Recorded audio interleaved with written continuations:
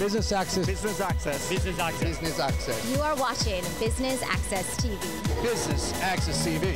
Serious about business. Serious about business.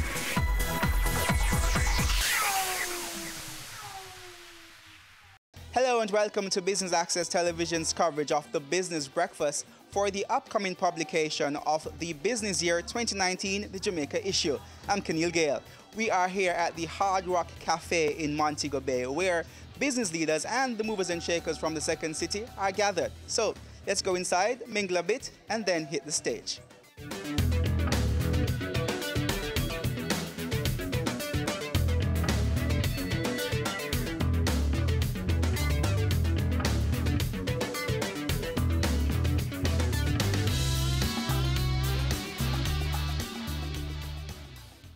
So we are delighted to have you to participate and share in our second edition of the Business Year Breakfast in Mobay. So that many of you, we know, have traveled long distances to be here, and it serves as a reminder to us all just how important our work is. So as a natural lover and a big traveler, I truly think that Jamaica is one of the most beautiful places in the world. And what I can say is that I am proud to live, experience, and work in Jamaica, and I promised to myself that I would portray Jamaica as best as it deserves, and foremost to showcase to the world what is the special island has to offer.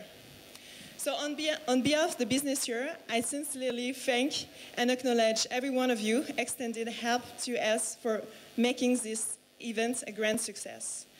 So first of all, Hard Rock Cafe. So Andrea Dixon, thank you. Mr. Fausto Solano, our esteemed partner, Mrs. Diane Edwards from Jampro, and the overall team, a Jampro team that supported us since the very beginning, since 2017 when we arrived. And thanks to the help and their support, we are here in Jamaica and we can conduct our research. I also sincerely thank Mayor Omer Davis of Montego Bay, Mr. Douglas K. Gordon, founder of Canex, Mr. Watson Lawson, the president of Chamber as well, Mrs. Caroline Fisher, Mrs. Tishura Gibbs, Mr. Robin Russell, general manager of Deja Resorts, Mr. Juan Manuel Merilla, my country editor. So thank you for all of you for your support since the beginning. Sorry. And you, my dear guests, leaders of the country that are leading not only Montego Bay, but Jamaica to the future, I thank you and welcome you. So we stand for bringing Jamaicans together and making Jamaica a better place, a more unified and a more connected place.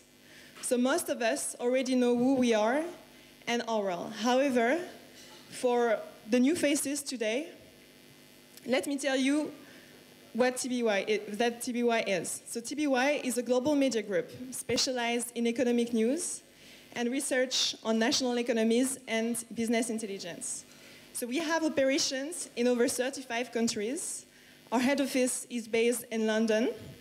We have regional offices in Istanbul, in Dubai, Abu Dhabi, and Mexico City. And we have a strong presence already in Latin America. So the way we carry out our research is that we meet face-to-face with the community of leaders, and we stay for an average of 6-8 months in the country to meet with the most strategic leaders and most prominent figures of the country from the main and most important companies, as well as the governmental officials from the public sector. So over 70% of our publication consists of interviews, so that we provide the most accurate and up-to-date perspectives from the experts themselves. So as some of you know, the Business Year arrived in 2017 for the first time in Jamaica. And we have been invited by the Jamaican Promotion Corporation to compile a comprehensive research on the economy of Jamaica, combining our international expertise with their local experience. So following the success of the first edition of the Business Year Jamaica, we just renewed the MOU with Jampro to continue our research and compile the second editions on Jamaican's economy. So our final goal is to create an annual publication about the economy of the country. Thus, our unique platform represents a who's who of the decision makers of the country. And the publication recirculates locally, in the region, but also abroad. On the businessyear.com as well, and since 2018, we have a partnership with Thomson Reuters Icon, Bloomberg Terminal, and Dungeons Factiva. So today, we are all together because we need your full cooperation and support to truly reach the stage where we can have prosperity for all. So we know that Jamaicans, people want to tell stories that are wrapped in their own textures, language, and humanity. So we are here to use our platform to change the global perception and narrative surrounding Jamaica to truly reflect the economic potential of the city and the island, and further highlight the vibrant and dynamic local leaders, such as yourself, that are moving Jamaica forward. I am very happy to be here this morning on behalf of the Montego Bay Chamber of Commerce, because this breakfast launch is for us another opportunity to carry out what we believe is one of our natural duties, indeed obligations, as a chamber, that being support and aggressive marketing of this space that's otherwise known as the tourism capital of Jamaica. We recognize this is another grand opportunity, not just because what you will learn or have learned about the reach and the capabilities of the TBY, but this is a place where we have been before. That is to say, only last year the Chamber connected with TBY, and the results commencing with the showcasing at the Jamaica Investment Forum last year spoke volumes. In fact, yes, as Aska said, they officially launched their first publication, the TBY Jamaica, at the forum in partnership with JAMPRO. So let me also recognize the TBY for, one, the interest it has taken in Jamaica and the excellent way in which it had delivered on marketing this space and all the great products and services available. You know, I will admit, ladies and gentlemen, that I'm also very happy for the opportunity this morning for selfish reasons. Yes, selfish reasons. Because I've recognized that this partnership, this renewed connection, sits very well with three overarching strategic initiatives for my administration. Indeed, the 10-point strategic plan for which this administration was mandated to execute on are all within the areas, namely member centricity, modernization, and advocacy. Member centricity, here we want to zero in directly on our membership, on how we can facilitate direct benefits. We had and we still have in mind the Sweet Deal Access, which we are now referring to as the member-to-member discount program.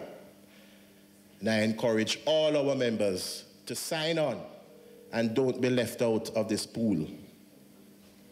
We are seeing to the delivery of worthwhile, cost-effective training programs to benefit the members and their staff. This, we know, will have direct benefits in sharpening a critical asset for most, if not all, businesses. And I'm referring to human resources. And I want to recognize Dollar Financial for the sponsorship of our first training program. We expect to arrange a second one in November with a focus on digital marketing. And again, we encourage our members to use the opportunity provided by the Chamber. Member centricity is also about improving networking opportunities and improved flow and regularity of communications amongst our members. That's also being done through our monthly meetings, which we have also now added a new twist of getting these away from the Chamber office facilities, but to different venues across this wonderful city. Hello, Pier 1.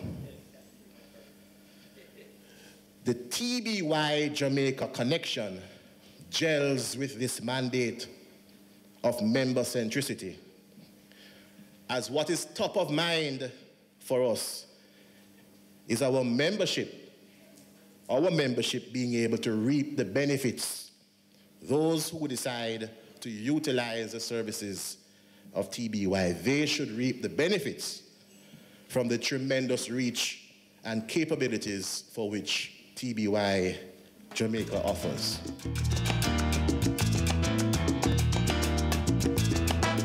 We take our first break here on Business Access Television's coverage of the launch of the business year. We are in Montego Bay, and when we come back, we will hear from the mayor of Montego Bay, Homer Davis. Ready for cable for as little as $100? Ready for no monthly cable bill? Ready for 10 TV channels absolutely free? Then pick up our Ready TV box at authorized stores for $4,500. Hook it up to your TV set, then top it up with Ready Credit for 1, 7, or 30 days. Buy now and get $1,000 free Ready Credit and start watching your favorite shows. Pick it up, hook it up, top it up. Ready TV. Prepaid cable TV when you're ready. Now serving Kingston and St. Catherine. Limited time offer while stocks last. Conditions apply. Sundays at 4:30 p.m. It's all about Home Sweet Home. Get your half-hour dose of the business of real estate, from laws and concepts to reality, building, buying, or renting. Or what about trends in decor or renovations? Home Sweet Home will keep you up to date.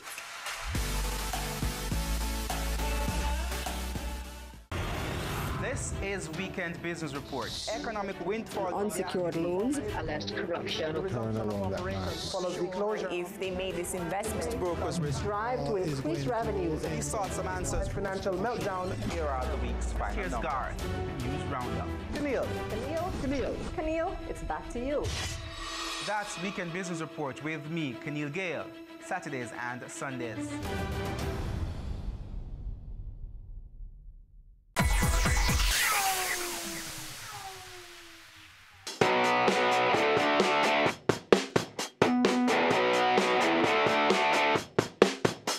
Welcome back to Business Access Television's coverage of the launch of the 2019 Business Year publication, where Jamaica will be getting another solar issue. We will now hear from Montego Bay's Mayor, Councillor Homer Davis. Let's go to the stage.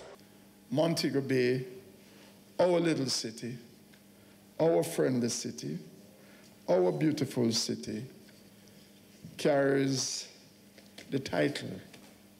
And it's not something from my imagination. It is something that has been recognized, that we are the fastest growing city in the Caribbean.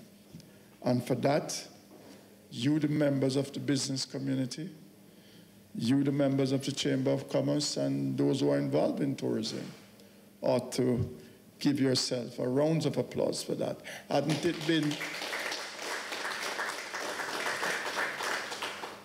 it been for you to take a risk, investment is a risk, then we would not be seeing what we're now seeing in Montego Bay as it relates to development. So, Montego Bay, the status as it is now, is due largely to work being done in marketing Jamaica as the best place for almost everything. I could say tourism, I could say BPO industry, I could say other investments, tourism-related entities.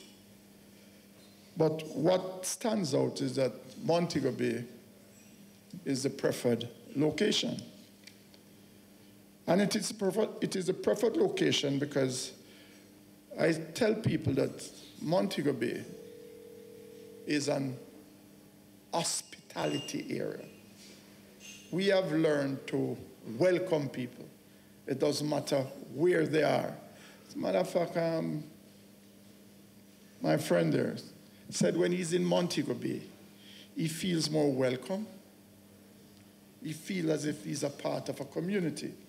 There's an intimacy with Montego Bay, and that is why Montego Bay is really the preferred location. You've been here for 2 weeks, you're no more stranger. You know just about everybody. You know about just all the eatery, all the drinking spots, all the place to be. And that is a good thing with Montego Bay. So we enjoying what we're now enjoying. It's not an accident. It is a culture. It is a culture that I've developed over the years.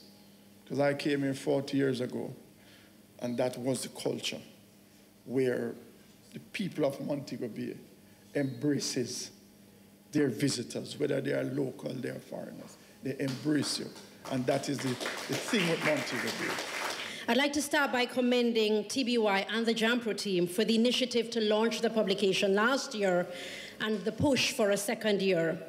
As the mayor said, Montego Bay has been consistently one of the fastest growing economies in the English-speaking Caribbean, and it's important that that be highlighted and presented on a platform that will spur further investment into our future.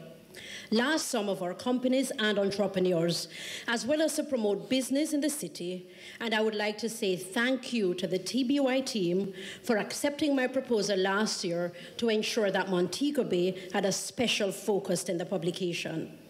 It would be remiss of me not to also mention that I'm especially grateful for the special attention the city received at the launch of the event at the Jamaica Investment Forum in June of this year. Wearing the hat of I Love Mo Bay, I am delighted that the business year will now be giving internship opportunities to our youth to allow them to work on a publication of this caliber, reaching a global audience. Business leaders, I implore you this year to facilitate the team from TBY. Ensure your businesses are represented in the publication and your industries are highlighted. I Love Mo Bay congratulates the business year once again. We wish for you much success with the 2019 publication.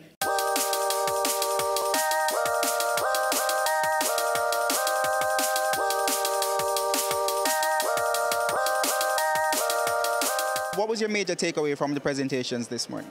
Well, the fact that we're covering Jamaica again for this year. We did last year, and it was good highlight, good focus, and we know that there's a laser focus kind of interest now on Jamaica. We have done very well in the Doing Business report, in the Global Competitiveness Index, and so this, will take us further in positioning and presenting Jamaica as a great place for investments. So what are some of the opportunities do you see for your industry in particular from a publication such as this? Well, as you know, we're in the global services business. So our interest is customers looking to do business with existing providers, new entrepreneurs, new businesses in Jamaica. So anything that promotes the capabilities of Jamaica, that highlights the growth and development and the complementary businesses that support global services is good for our industry. In your presentation, you spoke about the importance of a magazine and publication such as this to Jamaica and to Montego Bay. How will you be ensuring or encouraging your members to try to leverage this type of exposure? Yeah, well, look, we as a chamber, we always understand the power of marketing, the power of getting your message out. You could have the very best product. You could have, it's the best thing since sliced bread. But if you're not getting your message out to the marketplace, it really means nothing. So we encourage and we will encourage our members to jump on this opportunity. It's, as I had said earlier this morning, that it's a place where we have been before because we did it last year. It was highly successful. You've seen the product, and they're also on the World Wide Web, and you can view it there. And they have the capacity to get your message out globally. We encourage our members to look at it and to see how well they can exploit the opportunity.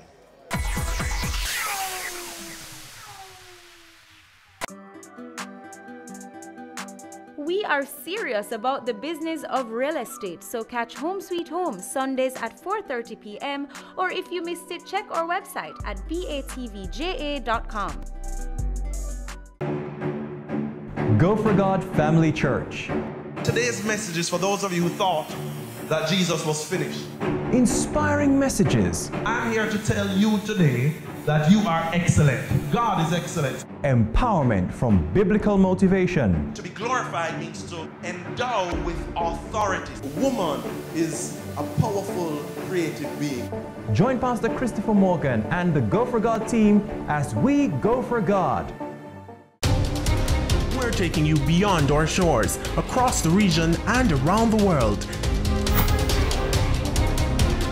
Every week, BATV gives you in-depth reporting on the major stories that gripped headlines in the Caribbean and on the international scene. Join us Sundays for This Week Abroad. Business Access TV, serious about business at home and abroad.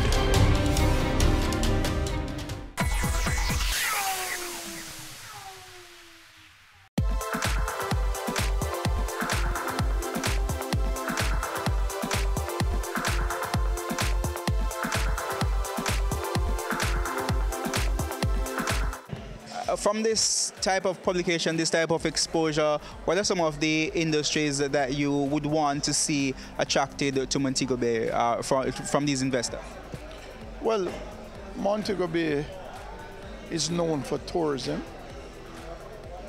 the BPO industry, that one is growing, farming, which I think we have a very good opportunity for not Montego Bay, but for St. James, especially the southern section of St. James where the farming lands are located.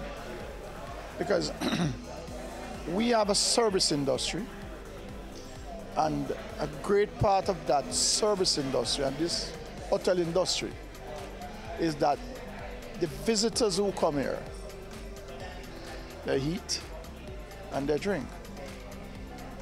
I am not sure, or I could say that I don't think that we are really taking full advantage of the supply chain in terms. So you're saying that there's a lot of untapped potential there? I think so. I know so. Because from time to time you will hear things. Hotels have to be bringing in this type of agricultural produce, this type of agricultural produce. But with what I've been hearing from Minister Shaw, who is the agricultural minister, and J.C. Hutchinson, it tells me that there's a thinking now taking place that our farmers need to understand that farming is a business. And if you're running a business, it has to be run efficiently, effectively, and it runs in a way in which you can make profit and you can sustain and maintain your family and your life. Tell us a little bit about SolarBuzz. Well, SolarBuzz is a energy company focusing on renewable energy.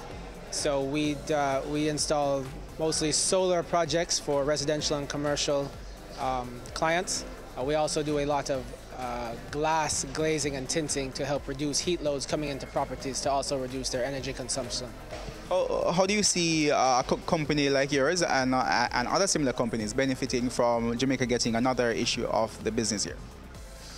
I think that anytime a publication like the Business Year focuses on Jamaica, they're so prominent that it shows us in a very good light worldwide, and business people around the world see Jamaica as a viable investment. So I think it's a tremendous opportunity, and I think we should be very grateful to have them focus on our island. What kind of investment do you see, or potential investors do you see being attracted by this publication in terms of to come and invest in Jamaica? Well, I mean, I think we'll continue to see the BPO market grow. I definitely see the energy sector, which I'm focused in, growing.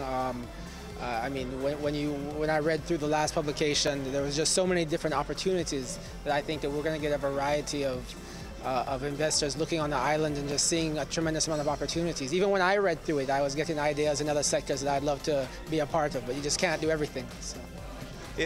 Are there also opportunities for future collaboration between local companies and overseas companies? Oh, definitely. I mean, we collaborate with overseas companies all the time. So, you have to understand your expertise and where you are in your business cycle. When Solar Buzz was just starting out, I knew that I needed some guidance. So I partnered with bigger companies than myself from overseas, and I cut them in on the deal, and they helped to train us and bring us up to standard of international standards where we are now. So yes, strategic partnerships are a great opportunity to grow and become viable on your own.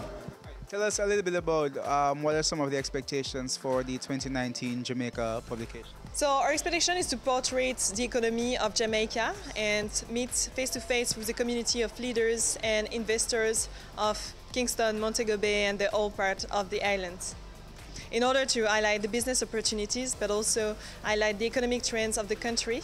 And our final goal, is to create an annual publication about the economy of Jamaica, and as well as attracting and boosting the economy of Jamaica, but attracting as well foreign direct investment in the country.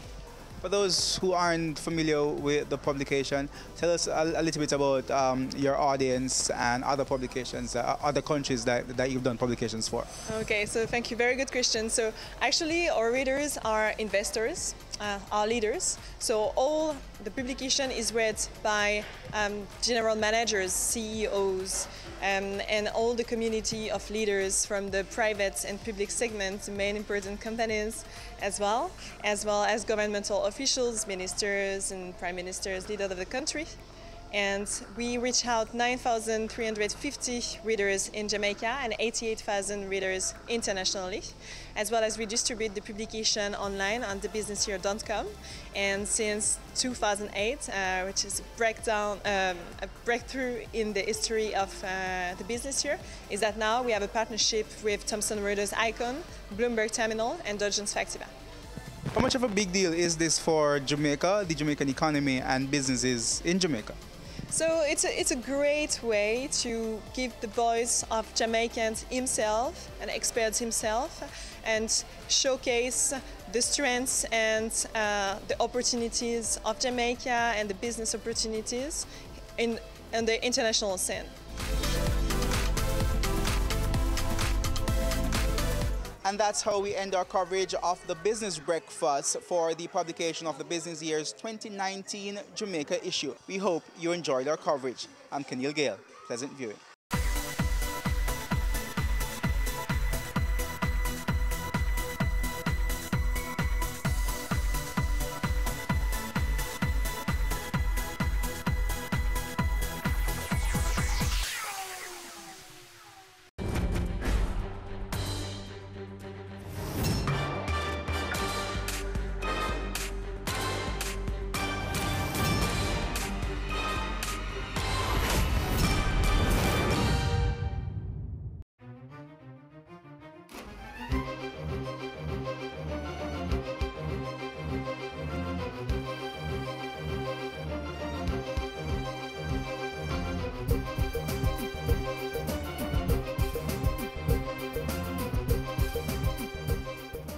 Hey there, guess what day it is? Apart from being Friday, of course.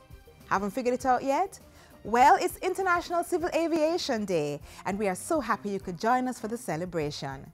In today's program, we will share more details about what International Civil Aviation Day is all about. And later, we take a look at the recently opened air traffic control tower at the Sangster International Airport. Stay right there.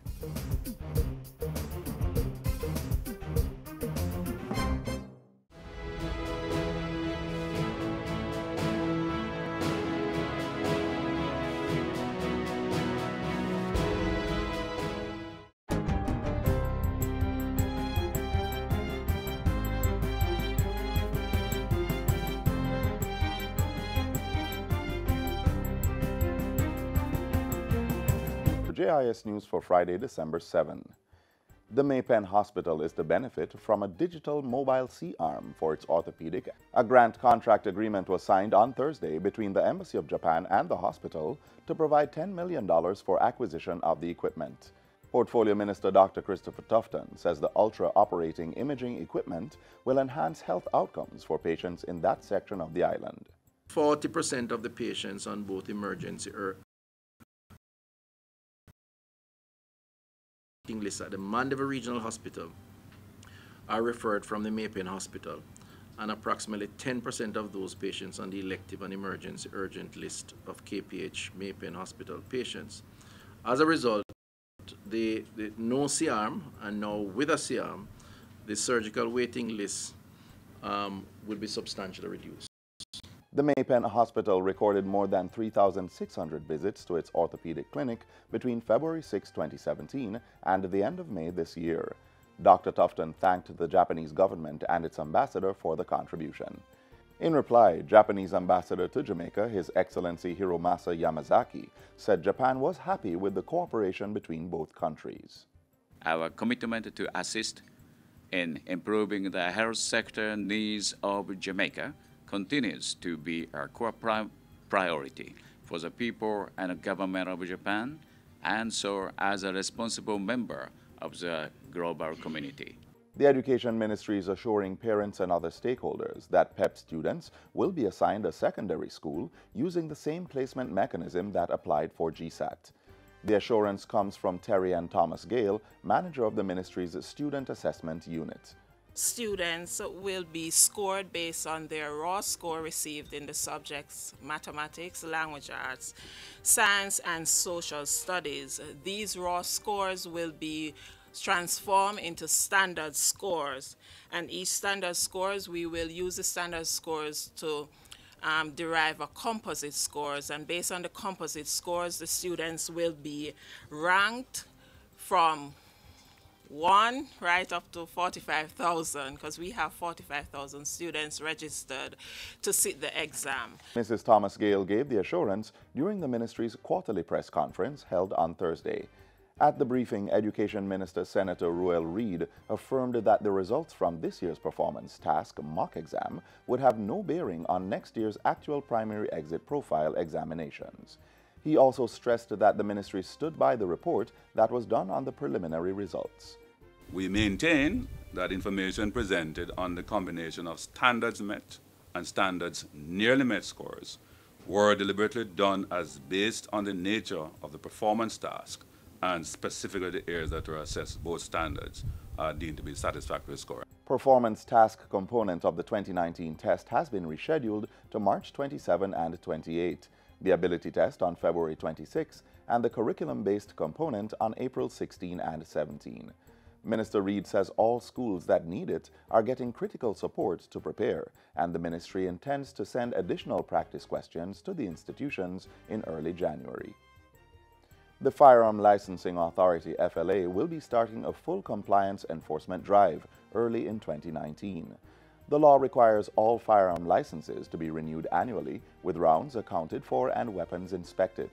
Failing to do so carries a penalty of up to 12 months imprisonment or a fine of $200,000.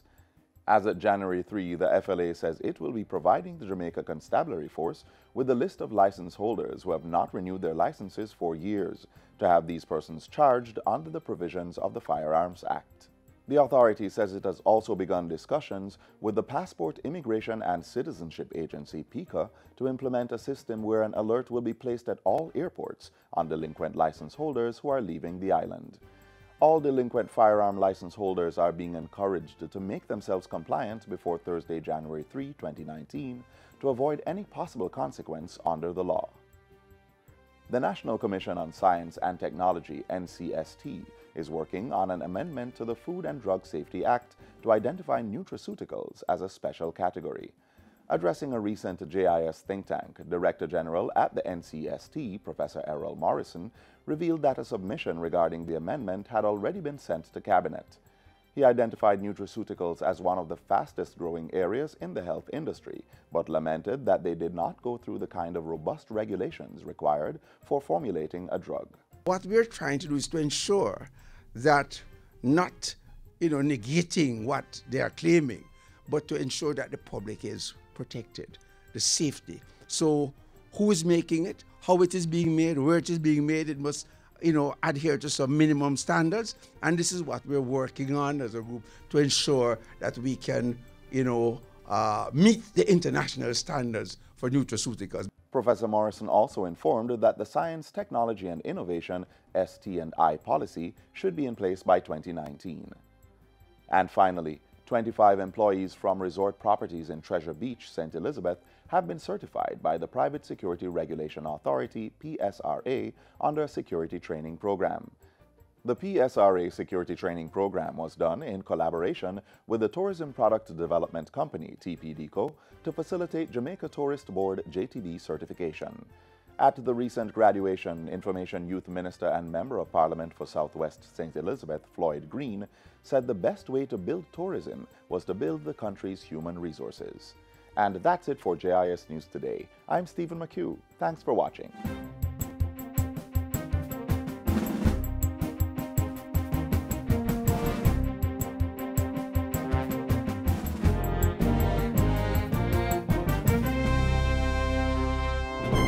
Keep we island clean, so clean. From the peaks to the beach, so clean. No dirty up Jamaica, please don't do it. Keep we island clean, so clean. From the peaks to the beach, so clean. No dirty up Jamaica, please don't do it. No dash no paper, no dash no plastic. Dispose your garbage responsibly. No know how to recycle, learn it quick. And if you drop it, better pick up every piece of it. Plastics last forever, don't forget the bits. Cause when them touch the street, them end up in the sea. Collect pan the reef where they fish them feed. And when you want seafood, I eat your Keep eat. we island clean, so clean. From the peaks to the beach, so clean. No dirty up Jamaica, please don't do it. No dirty up Jamaica, no dirty up Jamaica, no dirty up Jamaica, no dirty up Jamaica. As mentioned earlier, there is a new air traffic control tower at the Sangster International Airport in Montego Bay. This new technology allows the airport to satisfy international requirements and greatly enhances the reliability and efficiency of Jamaica's air navigation system.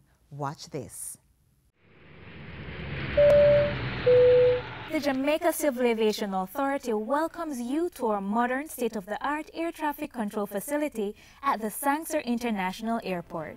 It endorses and underscores the commitment of the Government of Jamaica and the Airports Authority and the Jamaica Civil Aviation Authority to develop a world-class aviation industry.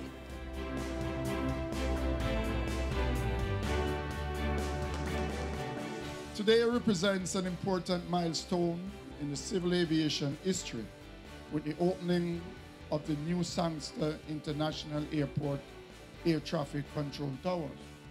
This undertaking forms part of the Government of Jamaica comprehensive $4.92 billion modernization program. The new SIA Tower comprises essential components of the Air Navigation Services Modernization Program. This has allowed the JCAA to enhance the safety, efficiency, and reliability of its air traffic services. It promises to significantly boost Jamaica's air navigation service delivery. The tower will greatly enhance confidence, reliability, efficiency of our air navigation system as Jamaica continues to provide safe and assured service to airlines that navigate our airspace. The tower is an 8-sided structure, approximately 122 feet or 37 meters above ground level. We'll have a space to ourselves, that's one. When we're coming in, we're not trying to be hustling and bustling through tourists or any other stuff. We'll have a lounge area, which helps us to become a little bit more relaxed so that when we're actually on the sector, we are more focused and we are able to do our jobs that much better. Line up and white, runway 07, Southwest 1113. with the industry's hallmarks being innovation and the conveyance of progress. We must continuously devise ways to exponentially increase our safety and value, while increasing the efficiency, overall performance, and utility of the industry for the nations, peoples, and the world at large which we serve. We have expanded the training institute for air traffic controllers. We have 3 ground radar stations, 1 in Kingston, 1 in Montego Bay, and 1 in Manchester. So that the investment in the human resource to run all of the equipment that has been bought. The Sangster International Airport is our main tourist gateway. Some 4.2 million passengers transited this facility over the last year, and we intend to increase that this year to approximately 5 million. As a result of the equipment that we have here now and this new tower, it is going to enhance safety, it is going to underline Jamaica's reputation of a safe airspace.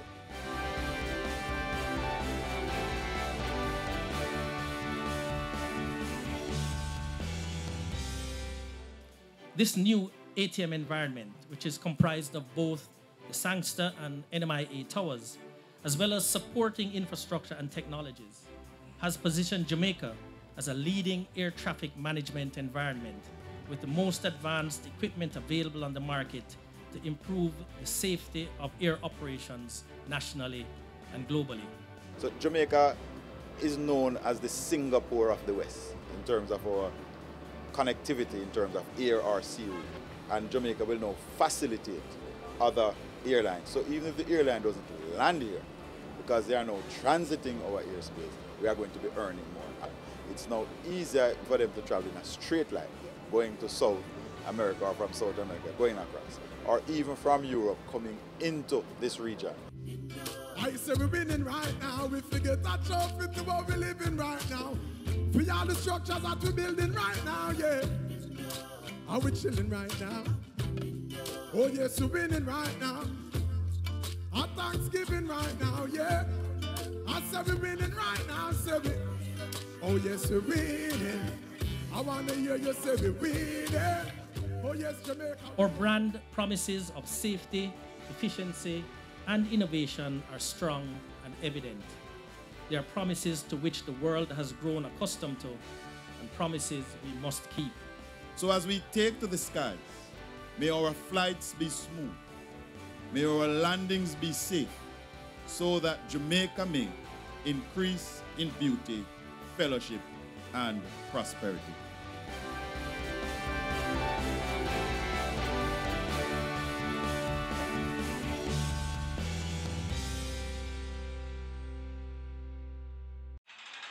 The following is brought to you by MOCA, the major organized crime and anti-corruption agency with kind support of NIA and USAID. Criminal minds think they are cunning. The major organized crime and anti-corruption agency have them running. Your friend a shout, come scam. Take time running, are we ready for the ops? Drive up on your block, step out now the block, cyber take about your laptop. Pull up every lock, no evidence to drop. We put it in a cuffs and now we have the underground. Sin you say scam, you better look out for. When you move corrupt, better look out for. Feel say you get wet, look out for. Look out for, look out for. From you say scam, you better look out for. When you move corrupt, better look out for. Feel say you get wet, look out for. Look out for, look out for. The proceeding was brought to you by MOCA, the major organized crime and anti-corruption agency with the kind support of NIA and USAID. MOCA, MOCA. Similar to the new air traffic control tower at Sangster International Airport that is transforming Jamaica's air navigation system, there is a program born and bred in Jamaica that is cultivating good morals and attitudes in Jamaica's youth. Learn more about the Acts of Random Kindness initiative now.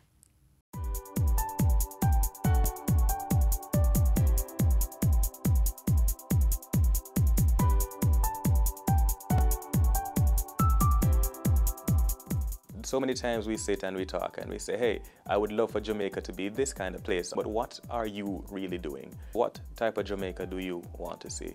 We're hoping to use art to teach Jamaica that it's not the thunder that grows the flower, it's the gentle rain. We want Jamaica to stop thundering for everything and start to put forth gentle rain, especially in the lives of our youth. This gentle rain is the Acts of Random Kindness initiative being put forward by the Jamaica Constabulary Force, the JCF, a program that inspires and encourages expressions of kindness. Our project comes out of our youth empowerment and mentorship program, where we're teaching our youngsters to know themselves, to know their purpose, to understand that it is important to cultivate attitudes of kindness, gratitude, and respect, as well as to put themselves on a good destiny, a life path. The Youth Empowerment and Mentorship Program uses the iPad Summer Camp to teach resilience and social skills to children from at-risk communities. If we can show you an act of kindness when you were young, if you were to reciprocate this act of kindness to somebody else, what a wonderful Jamaica this could be. We saw a youth leader in the camp who decided to take responsibility for the lack of a belt on one of his team's part, and said, you know what, you have my belt and I will then take the responsibility for the consequences. It's like an evolution and a revolution all at once, because they made revolutionary changes to their behaviors as opposed to when they just came on day one, day two, and you could start to see them evolving into being kind and gentler youth. Action means identity, purpose, attitude, and destiny.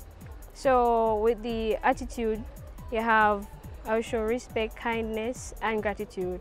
It's important because most youths are growing up in very disturbing societies where a level of kindness and love isn't shown. So the camp actually gives us that love that is missing from our lives and help us to reflect this on others as well. We want our youth to do tangible acts of random kindness, to be kindness ambassadors in their schools and communities. This will in turn raise the awareness in adults that they too should be agents of change. We are challenging Jamaica to engage in a very self-conscious way in acts of random kindness amongst adults and towards our children. We want you to think kind, Jamaica. We want you to act kind. We want you to be kind. I am ready. I'm ready. I'm ready. I'm ready. You have to have kindness in your heart. You have to be compassionate towards people. Some persons really need it. A little act of kindness sometimes motivates somebody else. So we want our youngsters at school, at home, and at play to think kind, act kind, and be kind. It is a message that needs to be self-conscious. We are inviting you, youth, adults, business places, to take up your link in the chain and bring this initiative to life.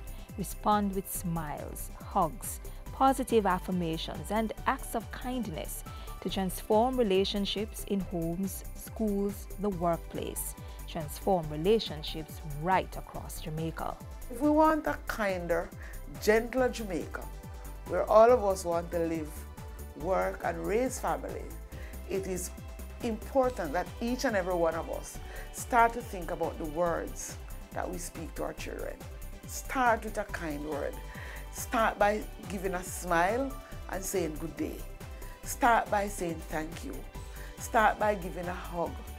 Where you can be a mentor, just listen to their concern. Show that you have some degree of understanding and empathy. Be conscious, be aware. The cost to being kind is a state of mind.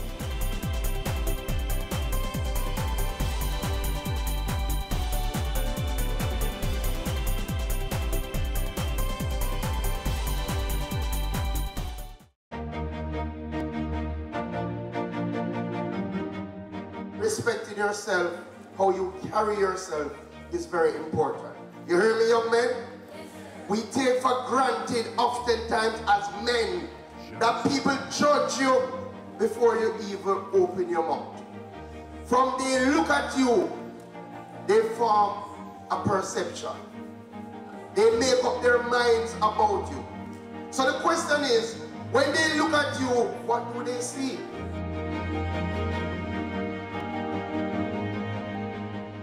And And our final feature for today is all about one of Jamaica's top international funding partners, the European Union. Over the past years, the organization has taken numerous steps to transform and modernize various sectors in our little island home. Here's more.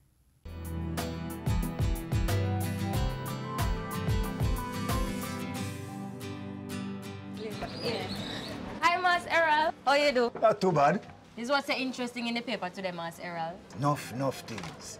Did you know that the EU has been doing a lot of work in Jamaica? Who is the EU again, Mas Errol? The European Union. A group of European nations that come together to promote social and economic progress and peace across the world. Hey, true? Newspapers are well and good, but I bet I can find more information from the internet. I know just the person to call. Hi, Minister. Minister. Hi, Jody. Hi, Errol. What can you tell us about how the European Union has been helping Jamaica? Over the past 43 years, we have received approximately 1.2 billion euros, and this has run the gamut of a number of developmental programs. A particular area of support has been in the area of agriculture. The EU has provided grant funding and support funding for sugar-dependent areas. Between 2006 and 2017, the EU provided some 23 billion Jamaican dollars to help people living in areas that are dependent on sugar. Under the AMS, 397 houses have been built for residents. This replaces the old barracks-type housing in which they used to live. The condition of the barracks were completely rough. No light, no water. We never have any transport.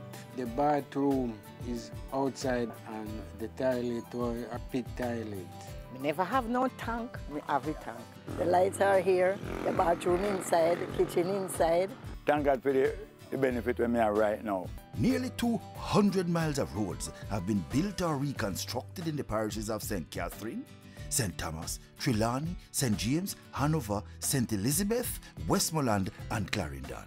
Based on the roads that we did, it has created some form of ease for the truckers. Citizens of the area, they also benefit from the road. More than 2,000 SDA residents have received vocational training. The center would have been equipped to the tune of over 7 million Jamaican dollars to purchase various forms of training supplies and equipment across 3 skill areas: apiculture, bartending, and cosmetology. I have been receiving training in various areas such as facial, massage, nail. They have helped me to be certified and I can now earn an honest living from this. The EU provided over 100 million Jamaican dollars in new business grants to residents in sugar-dependent areas. Thanks to the EU for giving me this injection of 1,000 chickens, the feed and medication. I received $1 million and it makes me into a woman that I am today. The EU's AMS program has also funded extensive improvement to health facilities. We expand the waiting area, operational space for our doctors and nurses. The staff morale, it has improved because you're better able to work with more privacy. With the funding, we're able to open this section we call the male ward. It is marked improvement over what it was. You feel comfortable, feel like at home. Enhancement of educational facilities. I have assisted us in erecting an auditorium. We have a fully refurbished computer lab, and we have a library with over 300 books. We got $11 million to build the facility, and it was a wonderful restroom for the school, and we appreciate it. Upgrade of childcare facilities. The funds were used to retile the bathrooms. We improved the plumbing area on the dorms, extended the kitchen and the dining room. Conservation of the environment. We embarked on a project here in Salt River, the Portland Biodiscovery Center. Funding has gone towards the erection of the building as well as the construction of the boardwalk. Increased access to sporting facilities and the preservation of Jamaica's historical architecture. We were fortunate to get funding for the rehabilitation of the building with computers and computer workstations. The EU-Jamaica relationship has strengthened considerably in recent years. Our contribution focused on building resilience, improving quality of life of people in the communities, and providing alternatives. I am absolutely confident that the strong and very constructive relationship that we have today, based on trust, based on partnership, will continue. You see how the European Union partner with us? You're right, Mas Errol. Life's sweeter for true with the EU.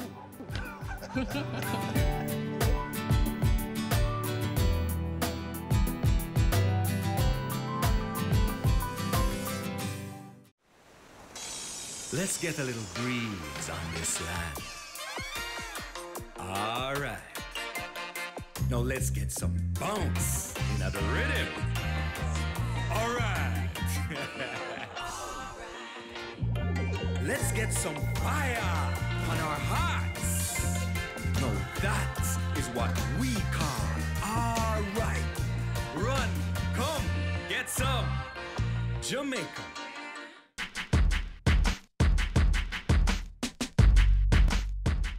As promised, this segment of the program is dedicated to International Civil Aviation Day. So the question I know you may be asking is, what is this all about? Well, first, the day is to recognize the importance of aviation and international air travel to the social and economic development of the country and world. Not only does aviation bring together family and friends from different countries, it also allows access to essential services like healthcare in remote areas with non-existent or poor ground transportation. It is also the catalyst for international tourism and trade, which in turn generates economic growth, maintains millions of jobs, improves living standards, and alleviates poverty in countries such as our own. Without aviation, the millions of tourists who visit our shores will be missing out on that once-in-a-lifetime opportunity to bask in all our glory. So the next time you take a trip or see an aircraft, think about just how important aviation is to making Jamaica the place of choice for everything.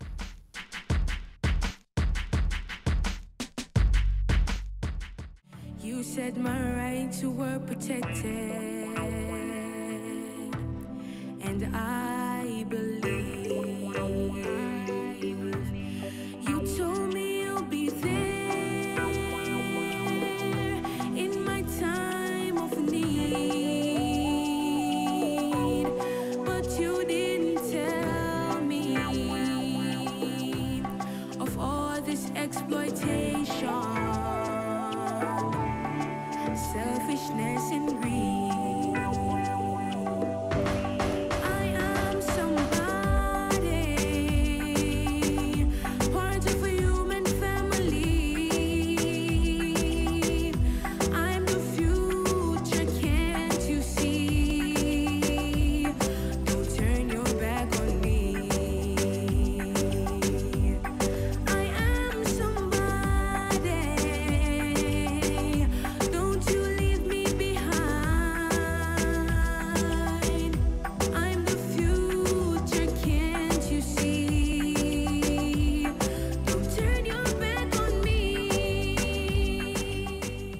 And you've just arrived at the final page of today's magazine. Thanks for browsing with us.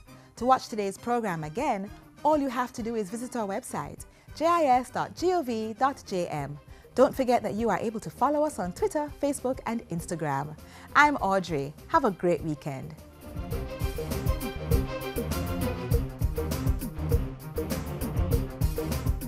This has been a production of the Jamaica Information. As the end of the year draws nigh and the celebrations begin, let us add some magic to the festivities with our BATV Christmas mix. Why settle for blah when you can have fa la la la la? 60 advertising spots, 10 crawl spots. This $1.6 million package is all yours for only $45,000. Don't wait. Contact our sales team today and take advantage of this incredible offer. Our gift to you, BATV Christmas Mix. Offer valid until December 31, 2018. I am Shani Jajo, and you're watching Business Access.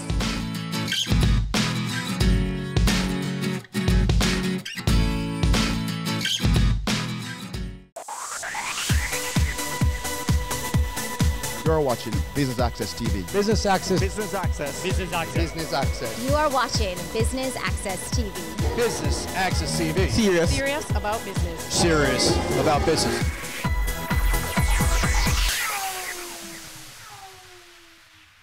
Business Access TV was on location at the Def Can Coffee Sip and Sign E3 Cafe launch as part of their Social Enterprise Boost initiative.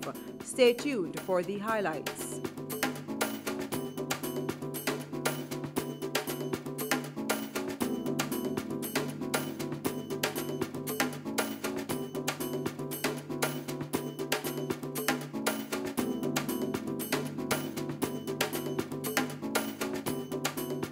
It's wonderful to be a part of SEBI, an organization or initiative that is assisting different organizations in terms of building their own community.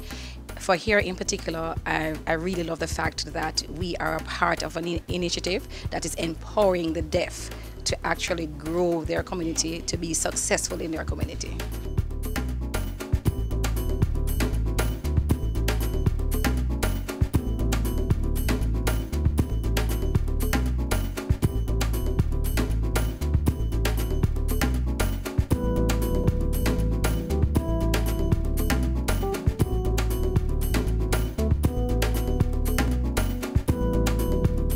So why are you here today, and what does E3 Cafe mean? It means engage, equip, empower. That's our focus at Def Can Coffee. We want deaf youth to not feel negative about themselves, but we want to engage them in the process, get them included where we can show them that you can. And then through that, they'll get equipped with the skills. So as they see me as a talented, skilled barista, I'll teach them what to do, they'll get the skill, and then that will lead to them being empowered, and then they can show to themselves and the rest of the world that they can. So here at the E3 Cafe, what we'd like you guys to think about is renting this space for your next meeting that you need to have. We can set the space up with tables, you can have a private meeting here. We have many amenities. We have great coffee, really comfortable environment. We have a nice television we can do presentations from. We have Wi-Fi here from Digicel, private bathroom, and you know that you're gonna help build Jamaica.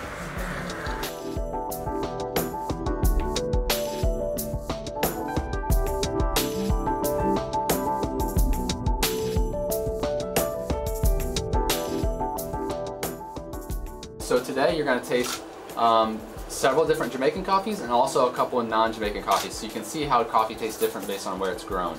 So we're going to go in a circle later and you're going to get to taste each one of them.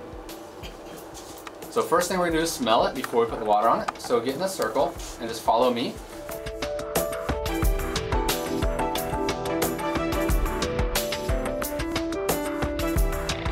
So now we're going to put water on it.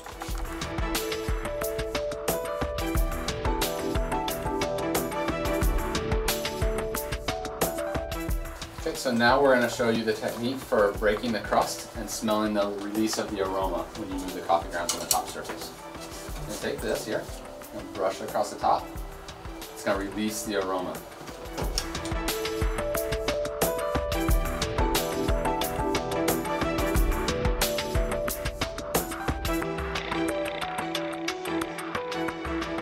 So sometimes you might smell things like fruity elements in some coffees and others you may not. So now we're going to take the coffee grounds off the top layer and then we're going to taste the coffee. So the next process is tasting. You're going to really slurp the coffee and you're going to try to spray it into the back part of your mouth where you're going to be able to smell and taste better than in the front part of your mouth. So it makes a loud sound, but you're going to have to slurp it hard.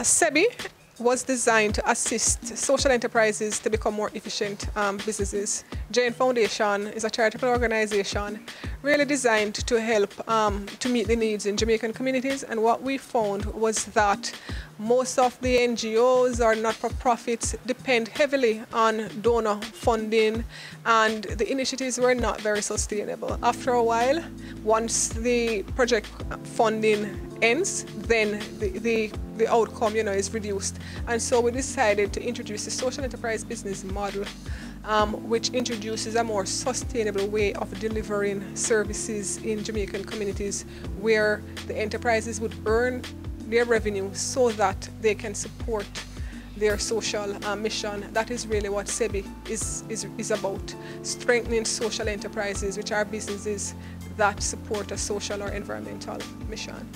So last year you had a competition, DEFCON 1. Talk to us about if you will be having any projects this year. Last year we had our Pitch for Purpose competition, which targeted social enterprises. And you know, we had a number of social enterprises competing for $1 million. As a matter of fact, we partnered with the Giselle Foundation in that competition. And DEFCON, Carlisle and Fabian went up and they did their presentation in sign language, and they impressed the audience, they impressed the judges, and they were selected as having really the best model at the time. They delivered really well. And this year really is a testament to the potential that DEFCON has in terms of their growth in employment, growth in revenue, growth in the kinds of partnerships that they have been forging with the private sector. And you know, we did the competition last year. This year we're focusing on really helping a group of enterprises, 14 enterprises to be exact, in our Business Accelerator program. These enterprises have the potential to boost their revenue, and all our enterprises is not just about revenue, it's about the purpose of that revenue. For DEFCON, it is about engaging, equipping and empowering persons from the deaf community, and that is what this event is really about, the Sip and Sign event that we're doing tonight.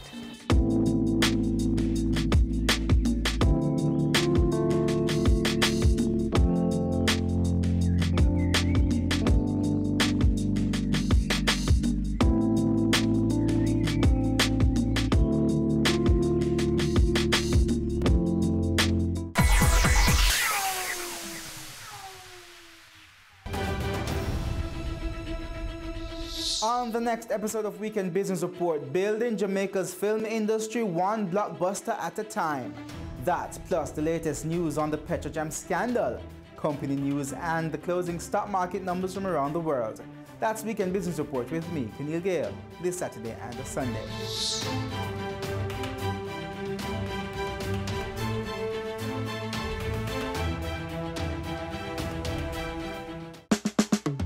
Caring Hands Season 3 continues to effect change in a changing environment. Many of us were raised by grandmothers, right? So, I mean, we know the wisdom that these people have. Going beyond business. The little leaders of today are our leaders of tomorrow. And with the proper education, we'll have very good leadership coming from that. That's Season 3 of Caring Hands, creating change and shaping lives, every Sunday at 5:30 p.m. on Business Access TV.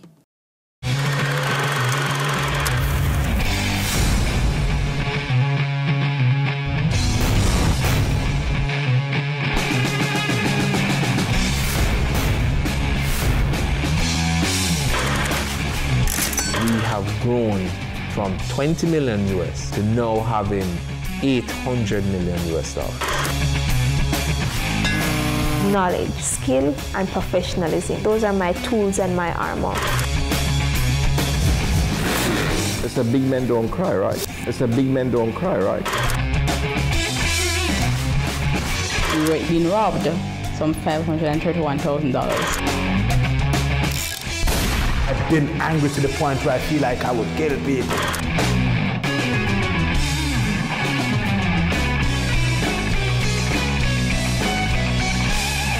As the end of the year draws nigh and the celebrations begin, let us add some magic to the festivities with our BATV Christmas mix. Why settle for blah when you can have fa la la la la? 60 advertising spots, 10 fraud spots. This $1.6 million package is all yours for only $45,000. Don't wait. Contact our sales team today and take advantage of this incredible offer. Our gift to you, BATV Christmas Mix. Offer valid until December 31, 2018. Having a corporate event, seminar, awards show, conference, product launch, workshop or expo? Business Access TV is here to showcase your event. Contact our sales department at 908-0919, 906-6357, or 908-2775 for more information. Business Access TV, serious about business. Business current affairs you can relate to. Frank, credible discussion. On point with Kalila Reynolds and Dennis Chung. Dissecting the issues, offering solutions to Jamaica's challenges. On Point, Thursdays at 8 p.m. on Business Access TV.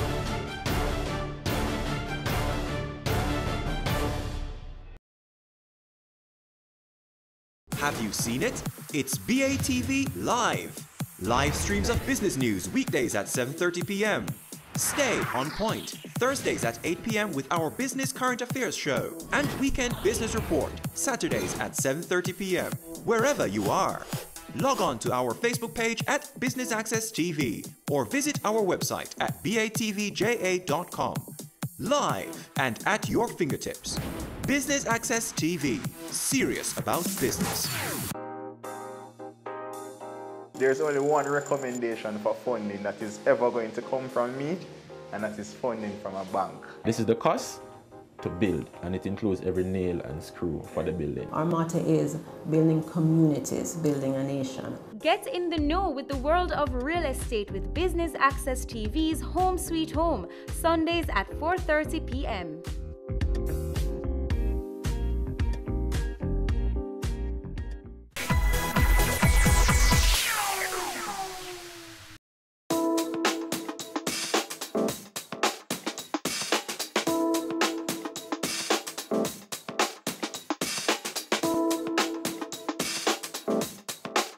This is used for latte and cappuccino to make it thick, foamy.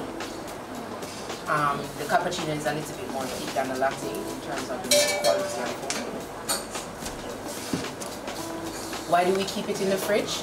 Because when we're ready to order, when the customer is ready to order, we will know the temperature, and then it will keep it, the air and everything, the taste on a perfect level. Once it's cool, eventually this will turn apart. So now I'm going to show you using water. The most important thing about this is to keep the pitcher cold at all times.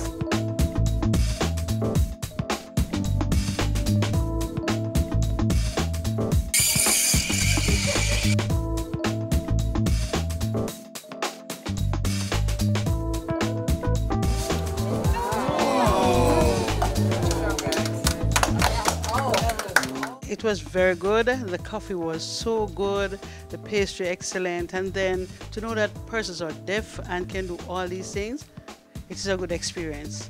And would you recommend persons to come here? Sure, because you need to support persons who are not able like you, and this is a good venture. Today was awesome. I am leaving here empowered. I've learned so much today. We went through this fabulous session where we learned to say some words and communicate in sign language. And then we had these 2 sessions where we learned how to make latte, and then we learned about cupping and smelling and roasting and different types of scents and flavors. And it really struck me that here was an establishment where I could go and learn something, and it's not necessarily that you couldn't just walk into any establishment in Jamaica and somebody would teach you what it is that they do. I've never had that experience, so it really struck me that how empowering it was for me.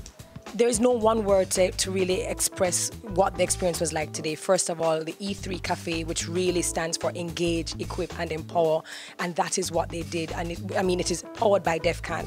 And there's so many things that we took away from it, but off the top of my head, it's number one that we must have respect for the deaf community. Seeing them or hearing that they're deaf does not mean that they are disabled by any means. They do not want pity. They do not want handouts. And they tell you that with a sense of pride. What they want is for you to respect the fact that they're hardworking Jamaicans bringing this service, this barista service to Jamaica. And it is something that we have to really get up and look at our communities and to see how we can support them better. So that's the first aspect of the goal.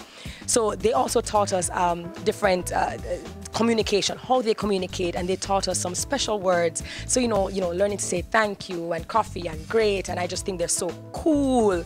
We learned things like that, and that also made us feel inclusive, and I really like that.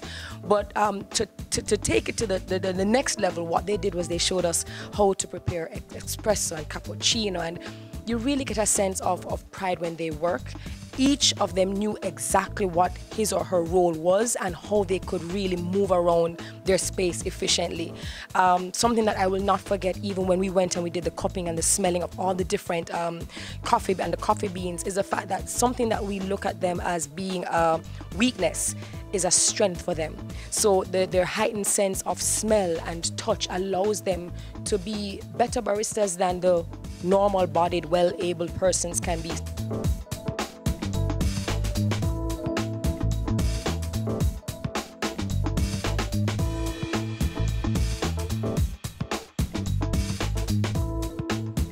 What has your experience been? What's your impression overall of the Sipan design? Excellent, really good. The E3 Cafe is another revenue generation area for DEFCON, where they have a really nice cafe that offers great service, great coffee, great pastry, and they want to open it up to the public to schedule meetings, do trainings here. They have the facility here, and today it's about introducing persons to the DEFCON experience, where they enjoy the food here and also learn the very basics of sign language. So that is really the Sip and Sign, and we have specially invited persons who we really want to influence booking of events and really tap into their own networks to boost business for DEFCON. All right. And finally, building a strong and independent social enterprise sector requires many different stakeholders. Have you been receiving further partnerships? Definitely. SEBI does not just focus on the enterprise. Yes, we do have a business accelerator now coming from 2 stages of incubator programs, and that is really about proving that the business model can work. But the business model alone would not be enough. It's not enough to ensure that the enterprises survive beyond 5 years or so on. They require an enabling business environment, an entire ecosystem. That is why we worked on getting social enterprise included in national policy. So the revised MSME and entrepreneurship policy now includes social enterprise, and as a result you see several other organizations really including the social enterprise model as a tool for development. So on the policy side, social enterprise has been included. In terms of building out that community of support for social enterprise, the network is growing, and we saw where we staged 2 summits and had over 500 participants, which shows that people are interested. But everybody has a role to play. The enterprises really need capacity building, capacity strengthening. SEBI has done that through the Business Accelerator and Incubator programs. And everyone in their ordinary space can really create a positive impact on social enterprise. You do that by using the power in your purchase. Every time you buy from a social enterprise, you not only satisfy your own need, but you help the social enterprise to increase their impact, to deliver greater service to the communities that they serve. And what is unique about social enterprises is that they serve marginalized, often vulnerable communities. So we say to the entire Jamaica, choose to buy from social enterprises. SEBI created a unique bisocial trademark which identifies social enterprise. So when you see that Buy for Good bisocial trademark, use the power in your purchase to really support social enterprises. Ready for cable for as little as $100? Ready for no monthly cable bill? Ready for 10 TV channels absolutely free? Then pick up our Ready TV box at authorized stores for $4,500. Hook it up to your TV set, then top it up with Ready Credit for 1, 7, or 30 days. Buy now and get $1,000 free Ready Credit and start watching your favorite shows. Pick it up, hook it up, top it up. Ready TV. Prepaid cable TV when you're ready. Now serving Kingston and St. Catherine. Limited time offer while stocks last. Conditions apply. As the end of the year draws nigh and the celebrations begin, let us add some magic to the festivities with our BATV Christmas mix. Why settle for blah when you can have fa la la la la? 60 advertising spots, 10 for all spots. This $1.6 million package is all yours for only $45,000. Don't wait. Contact our sales team today and take advantage of this incredible offer. Our gift to you, BATV Christmas Mix. Offer valid until December 31, 2018. We're taking you beyond our shores, across the region and around the world. Every week, BATV gives you in-depth reporting on the major stories that gripped headlines in the Caribbean and on the international scene. Join us Sundays for This Week Abroad. Business Access TV, serious about business at home and abroad. Have you seen it? It's BATV Live. Live streams of business news weekdays at 7:30 p.m. Stay on point Thursdays at 8 p.m. with our Business Current Affairs show and Weekend Business Report Saturdays at 7:30 p.m. wherever you are. Log on to our Facebook page at Business Access TV or visit our website at batvja.com. Live and at your fingertips. Business Access TV, serious about business. Go for God Family Church. Today's message is for those of you who thought that Jesus was finished. Inspiring messages. I'm here to tell you today that you are excellent. God is excellent. Empowerment from biblical motivation. To be glorified means to endow with authority. A woman is a powerful, creative being. Join Pastor Christopher Morgan and the Go for God team as we go for God. There's only one recommendation for funding that is ever going to come from me, and that is funding from a bank. This is the cost to build, and it includes every nail and screw for the building. Our motto is building communities, building a nation. Get in the know with the world of real estate with Business Access TV's Home Sweet Home, Sundays at 4:30 p.m.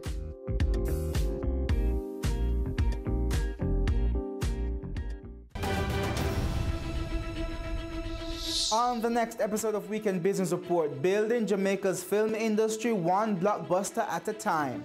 That, plus the latest news on the Petrojam scandal, company news, and the closing stock market numbers from around the world. That's Weekend Business Report with me, Keneal Gale, this Saturday and the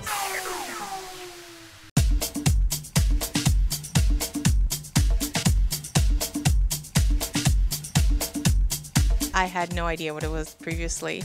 And now that I've seen it for myself, I am totally doing their very best to bring a wow experience to coffee. It's incredible. I just love it. The taste of the coffee is just amazing. I learned more about coffee. I thought I knew a lot about coffee, but apparently I didn't know enough. So I'm quite delighted. And in terms of the sign languages that goes along with it, they're very knowledgeable. They're just incredible group of people, and I'm delighted to have been here. I've known DEFCAN for 2 years, and I brought my students here, and even that time we didn't do any signing. So that was really interesting. It was interesting to see how complex it is and simple at the same time, and the whole event was very nice. It was interesting. Well, I too think it was awesome. I think that avenue, and I know that in both schools, one is a basic school, one is a prep school, kinder prep school, and we teach sign language in both the schools. And being here, I feel that the Ministry of Education should really consider making sign language mandatory in our educational curriculum, so that we all can communicate with everybody. And so this has really opened my eyes, and I hope many people come to this wonderful cafe and experience this.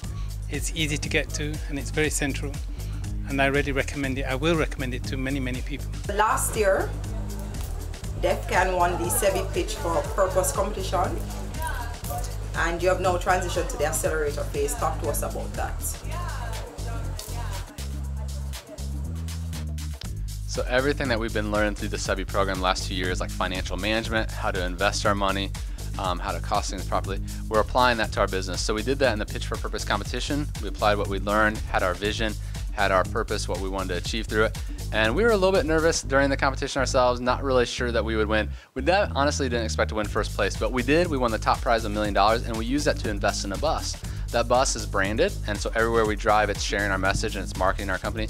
We had an older bus, but it was not nearly as good, and the new bus now really helps us to market ourselves, helps us to go to more events, and really has helped us develop our business, because through those events, more people found out about us, and through that we got more partnerships.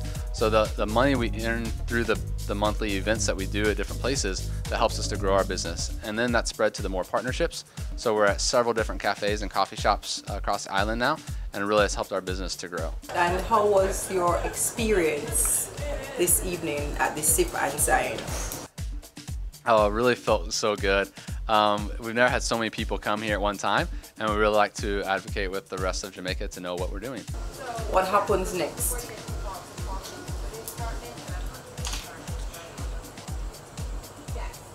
Right now, we want to just continue to educate people. We want people to know that we can. We're even going to other countries. We're going to Kenya to share the message of Deaf King. That's it from us here. Keep it locked to Business Access TV. Serious about business.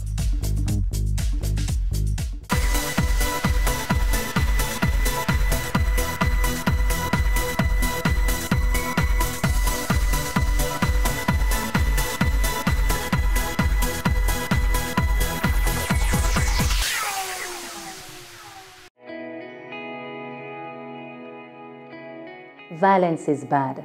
Violence against our innocent little children is terrible.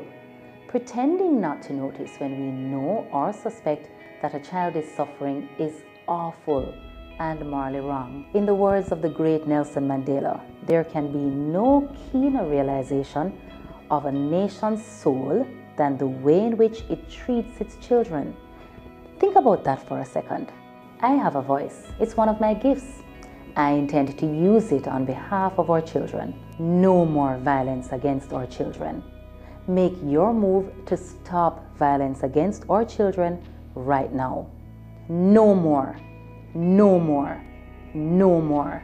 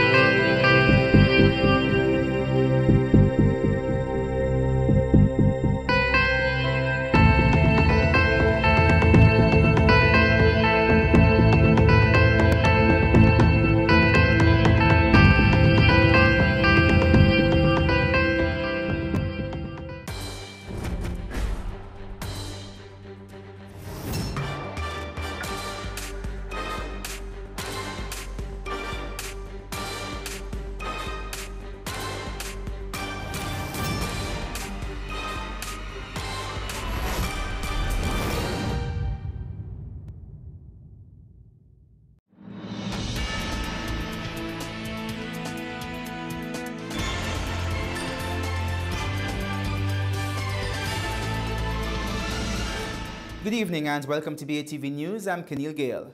There were mixed views in the Senate today as senators voted in favor of passing the amendments to the Road Traffic Act. The legislation has caused some public outrage over the past 2 weeks, with some people arguing that the new laws are unfairly targeting taxi operators. Javon Keys reports. Leader of Government Business Senator Kamina Johnson-Smith said she begged to differ with those who claim the legislation is targeting taxi operators. She argued that the bill is about law and order and safety for not only vehicle operators, but pedestrians too. This bill and its amendments are not about revenue. They're not about discrimination against taxi drivers or any group. And it's not about politics. The ultimate goal of this legislation is to ensure that all road users, whether you're a private road user, a PPV driver, a motorcyclist, or a pedestrian, or a passenger, that all road users can be on the roads in a safe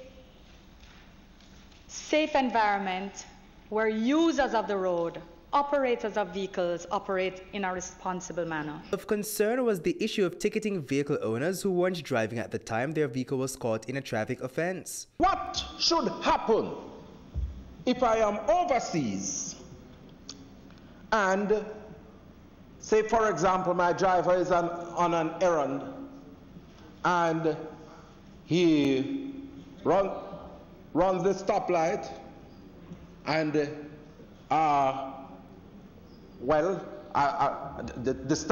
stoplight itself can also malfunction.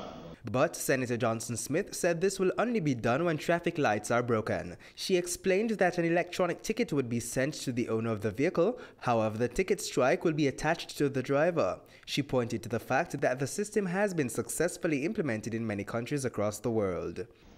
This is not a new concept because it already resides in Section 105.10, which we already passed, which is in respect of certain parking offences, which can allow a constable to leave a ticket on a vehicle, and it's ticketed to the owner based on the license and registration.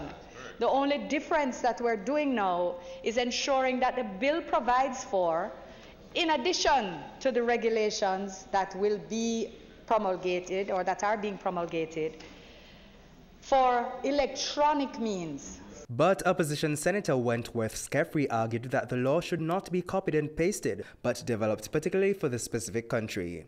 When we're going to implement law, we can't cut and paste and say it happens elsewhere. Because there are many laws we have, many clauses in laws we have now that is not working, that we just cut and paste. We have to take our context and our culture and reality into consideration when you go to make laws. What methodology will be used to notify the owner of the vehicle? We don't know because there's no regulation. In the end, the Road Traffic Act was passed by the Senate with a 12-5 vote. For BATV News, I'm Javon Keys. Controversial donations by Petrojam uncovered in the Auditor General's report are raising eyebrows this evening. Not only were the donations made in questionably large amounts with no due diligence, but they were made to unregistered groups in areas of St. Catherine. Jamila Maitland continues our coverage of the Auditor General's findings. The AG's report revealed that donations were approved in contravention of Petrojam's donation policy. Documents show a bill of estimate from the St. Catherine Municipal Corporation for the construction of classrooms and computer laboratory for a citizens association in the parish.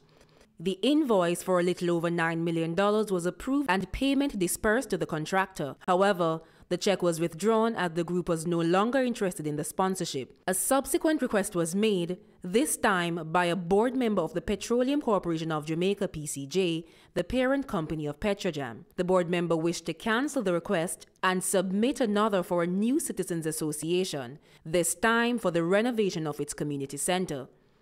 Emails recovered revealed that Petrojam's general manager Floyd Grindley instructed his employee to prepare board submission documents to use the already approved sums for this new request. That is, the $9 million for the other Citizens Association. Further investigation showed that the documents were only approved by former board chairman Percival Bahadur Singh without the input of the other board members. A check was written in the name of the group, but Petrojam failed to provide an invoice. The AG revealed that after checking with the Department of Cooperatives and the Friendly Society, a regulatory agency for NGOs, the Citizens Association was not registered. In order to become eligible for sponsorship at Petrojam, groups must be registered with DCFS. In two other incidents, Petrojam's board approved the donations of over $10 million to a primary school for the construction of 2 classrooms and $6 million to a high school for the construction of a mini stadium. The bill of estimate was again submitted by the St. Catherine Municipal Corporation. Payment was made to the same contractor engaged for the Citizens Association renovations work. But again, the check was cancelled, this time without justification. A new check was made to the primary school. However, for the high school, the report shows that Petrogem did not provide evidence of a donation request, nor a bill of estimates of the construction of the mini stadium. Emails recovered from April 2017 revealed that a member of parliament wrote to the then Minister of Science, Energy and Technology, Andrew Wheatley, conveying deep felt appreciation as it relates to the allocation to be received. But this was before the board received submission of the request, which was approved a month later. Petrogem prepared a check dated July 4, 2017, made payable to the high school. The report highlighted Section 1.3 of Petrogem's donation policy, stating the company involvement and administration of this policy will in no way be influenced by personal, political, religious, or ethnic considerations. Further analysis revealed that the basis for approving donations lacked transparency and accountability. Donations doubled between 2013 to 2014 and 2017 to 2018, with the largest year-on-year increase of 141% occurring in 2017 to 2018, when donations totaled $84.2 million, jumping from the $34.9 million in 2016-2017. Petrogem exceeded the donation budget in 2015-2016 and 2017-2018 by 33% and 47% respectively, without approval from the board. There was no due diligence done by Petrogem to verify the information submitted. Moreover, there were no assessments done to ensure that the construction and renovations were in fact completed. For BATV News, I'm Jamila Maitland. And from donation policy breaches at Petrogem to sponsorship policy breaches at parent company, the Petroleum Corporation of Jamaica, PCJ. The Auditor General's report uncovered some $12 million in sponsorship awards which weren't ratified by the board, and another $30 million in sponsorship awards given without due diligence. More in this report. According to the government's corporate governance framework, a body is the primary authority collectively responsible for making decisions, but the board may delegate responsibilities such as oversight over financial audit and other critical areas to its chairman or subcommittees to approve decisions. But all decisions must be granted by the full board. However, this wasn't the case for some of the sponsorship approved by the PCJ. The PCJ board approved the sponsorship policy, which saw the general manager and the chairman being granted authority to approve sponsorship awards of up to $100,000 and over $100,000 respectively. But between 2015 and 2018, of some 36 sponsorship awards valuing $39.7 million, only 18 were approved by the board, valued at $22.9 million. The chairman approved 12 sponsorships valuing $15.2 million. However, 10 of these valuing $11.6 million were not ratified by the board. The Auditor General described the practices as inconsistent with good governance given the value of the sponsorships. Moreover, the PCJ breached its own sponsorship policy. The policy requires its Corporate Affairs and Communications Department to evaluate every sponsorship request against PCJ sponsorship objectives, criteria, and risk management. Of the 36 sponsorships, 25 totaling $30.5 million were not evaluated in keeping with the policy, and even though a majority of the sponsorships were made to government entities, clubs, and societies, they were granted unilaterally and without required due diligence against standard policy. For BATV News, I'm Jamila Maitland. And when we come back, IMF team concludes latest Jamaica visit. We'll tell you what they said after the break.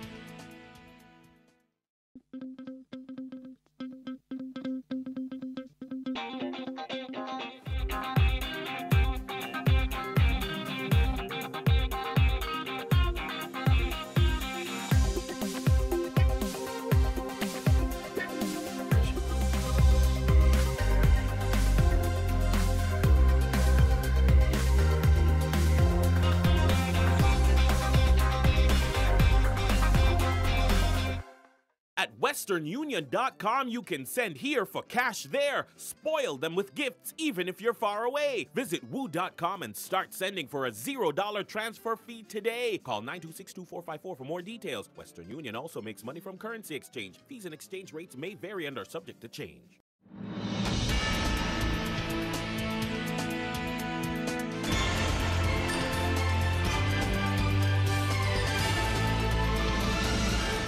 Welcome back. The International Monetary Fund IMF staff team led by Uma Ramakrishnan left the island today. The team was in Kingston from December 3 to 7, taking stock of the progress of the economic reform program supported by the IMF's precautionary standby arrangement. In a statement about the visit, the IMF team noted that positive developments continue to sustain Jamaica's economic reform program. The team also pointed to the continued buoyancy in tax revenue, which is supporting more capital spending while helping to improve economic activity and living standards.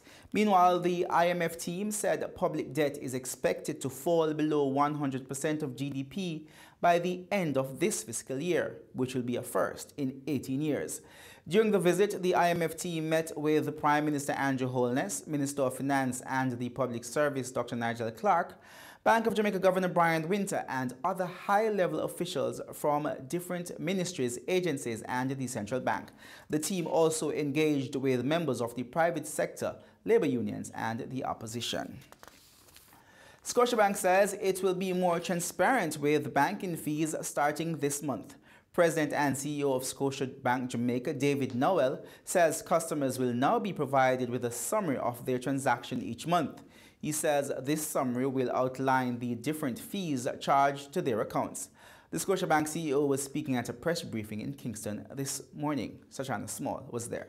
Previously, Scotiabank's customers would be charged at the end of the month based on the number of transactions done and not for each transaction. CEO of Scotiabank Jamaica, David Nowell, said this would normally leave customers confused as to what exactly they are being charged for. That's why the bank is changing how these charges are being reflected.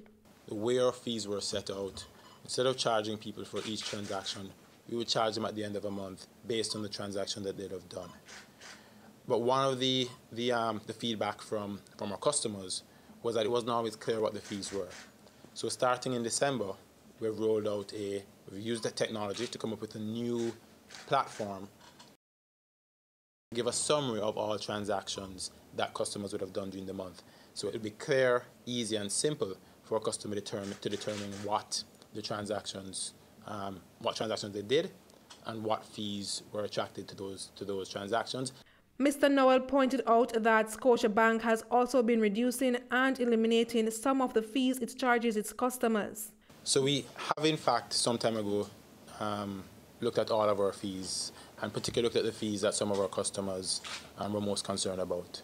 We made revisions to those fees by eliminating some of them or by reducing how they apply to our customers, particularly in relation to accounts that are not active. So we have already made some changes. We have seen that overall, if you look at our fee income, those changes have been reflected in some reductions in our fees, but not a material amount to impact our numbers. He noted that more customers are also choosing to use platforms that don't incur charges. What you're seeing, however, is that through education and through our push to help customers bank online and mobile, and you'd have seen the numbers where online and mobile is increasing and branch transactions are decreasing. What you're seeing is that more and more customers are using our channels that don't attract fees and therefore are also being able to save and be better off. So we are comfortable that our fee structure now is appropriate. In the meantime, the Scotia Jamaica CEO said the closure of its King Street branch will not leave employees there jobless. So that will create other opportunities. And given the fact that we're having more and more people in sales roles, more and more people serving customers, we're confident that those employees at the King Street branch will be able to be accommodated at the Scotiabank Centre location or multiple other branches across Kingston. For BATV News, I'm Shoshana Small. The Jamaica Special Economic Zone Authority has recommended 5 additional companies for approval to operate under the Special Economic Zone regime. Chairman Mitri Siaga says after reviewing the entity's submissions, the authority's board took the decision to recommend the 5 new applicants to the Ministry of Economic Growth and Job Creation for consideration. The newest 5 companies bring the total number of approved new applicants to 15. Meanwhile, Mr. Siaga says the authority is negotiating with another 40 companies that have expressed an interest.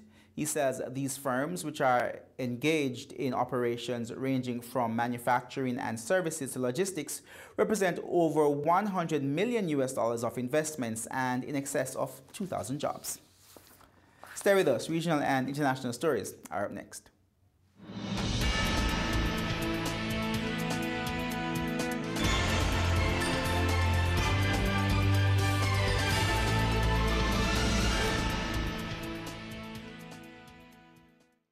Get your new ride this Christmas with VM Drive Auto Loan Special. Reduced interest rate on all vehicles new and used. One-day loan approval.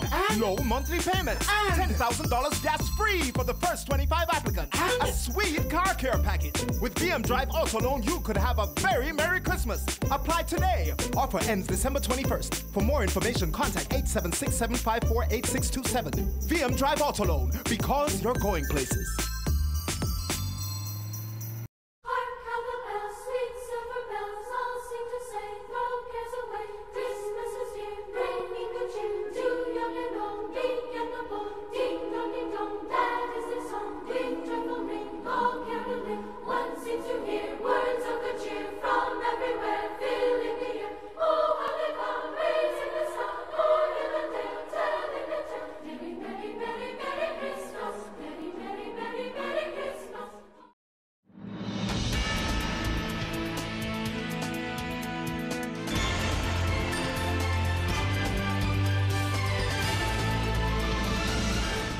Welcome back. Time now for regional and international news. Hoteliers across the region are paying close attention to the $30 million lawsuit filed in a U.S. court against Sandals Resorts Bahamas.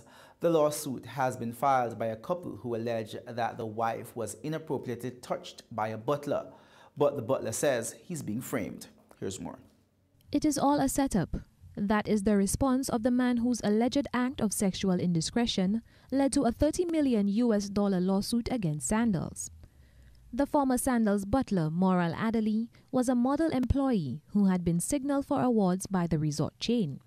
The incident allegedly took place on the night of April 15, 2016, the eve of John and Ashley Reed Pascarella's wedding. Adderley says that the accusing couple were high in praise of his service, and on the night in question, when he knocked on the door to deliver the requested bottles of water, the then soon-to-be husband opened the door and invited him in. The husband left for the bathroom while his wife-to-be sat on the bed. According to Adderley, he was then told that he was, quote, "Moral, you are the best. Can I have a hug before you leave?" He obliged, but Adderley says he never touched the woman on her bum as she alleged. Neither did she complain about anything at the time. He said that the complaint came much later from the husband. Adderley told Eyewitness News that he was completing his duties that night. He heard a big commotion outside the butler lounge. "I walked out and I saw Mr. Reed. I said, 'Mr. Reed, is everything okay?' He said, 'No, everything is not okay. My wife said you touched her butt.' I said, 'That's obscene. Your wife asked me for a hug.'" Adderley pointed out that it would be hard for him to touch someone's butt while they're sitting on a bed and he is hugging them. He was then asked by the hotel to go to the police station to make a report, but he was led to the station by Sandals workers, where he was arrested and charged. He was immediately fired by Sandals. Adderley is reported to have pleaded guilty to the incident assault in a magistrate's court. Explaining why, he told Eyewitness News that his initial plea was not guilty. "I made a hasty, unwise decision at the time by not taking a lawyer with me to court because I did not know the extent of this case," he stated. He explained that he was remanded to prison for 3 months. He was told that if he pleaded guilty, it would go down on his record and he would be fined, but that he would not go to prison. The accused man insists that he never touched the would-be bride inappropriately and has simply been a victim in a money-making scheme. The $30 million lawsuit has been filed in an American court. Chelsea Joseph, HDS News Force. Consultant physicians in the Bahamas have agreed to go back to work after a tentative agreement with the government.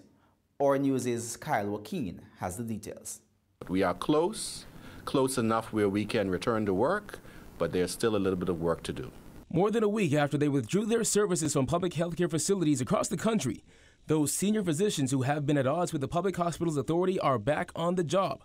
After months of negotiations and pleading with the PHA, 2 meetings with the financial secretary produced a counterproposal, which the CPSA treasurer said was accepted overwhelmingly by the association. The membership is in agreement that we've made enough progress that we should return to work.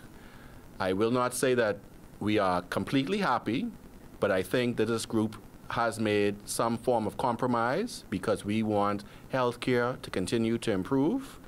The government has increased their offer on a number of fronts, and as such, the membership is satisfied that it's an agreement that we can all have. But when pressed about the details of that agreement, Dr. Dillard wouldn't say because it's still not official. Because it is a tentative agreement in principle, and there are still a few details that are left and remain, at this time, we wish to complete that first before these details may be expressed to the media. So because of that, we will withhold comment. Despite his refusal to elaborate, we understand the base salary for those doctors increased to $60,000 plus other benefits, including health insurance. We asked Dr. Dillard what would happen if things change and the formal agreement isn't reflective of the verbal one.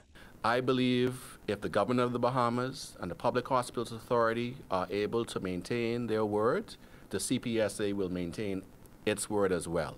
So providing that both parties continue to bargain in good faith, then I do not anticipate any further action.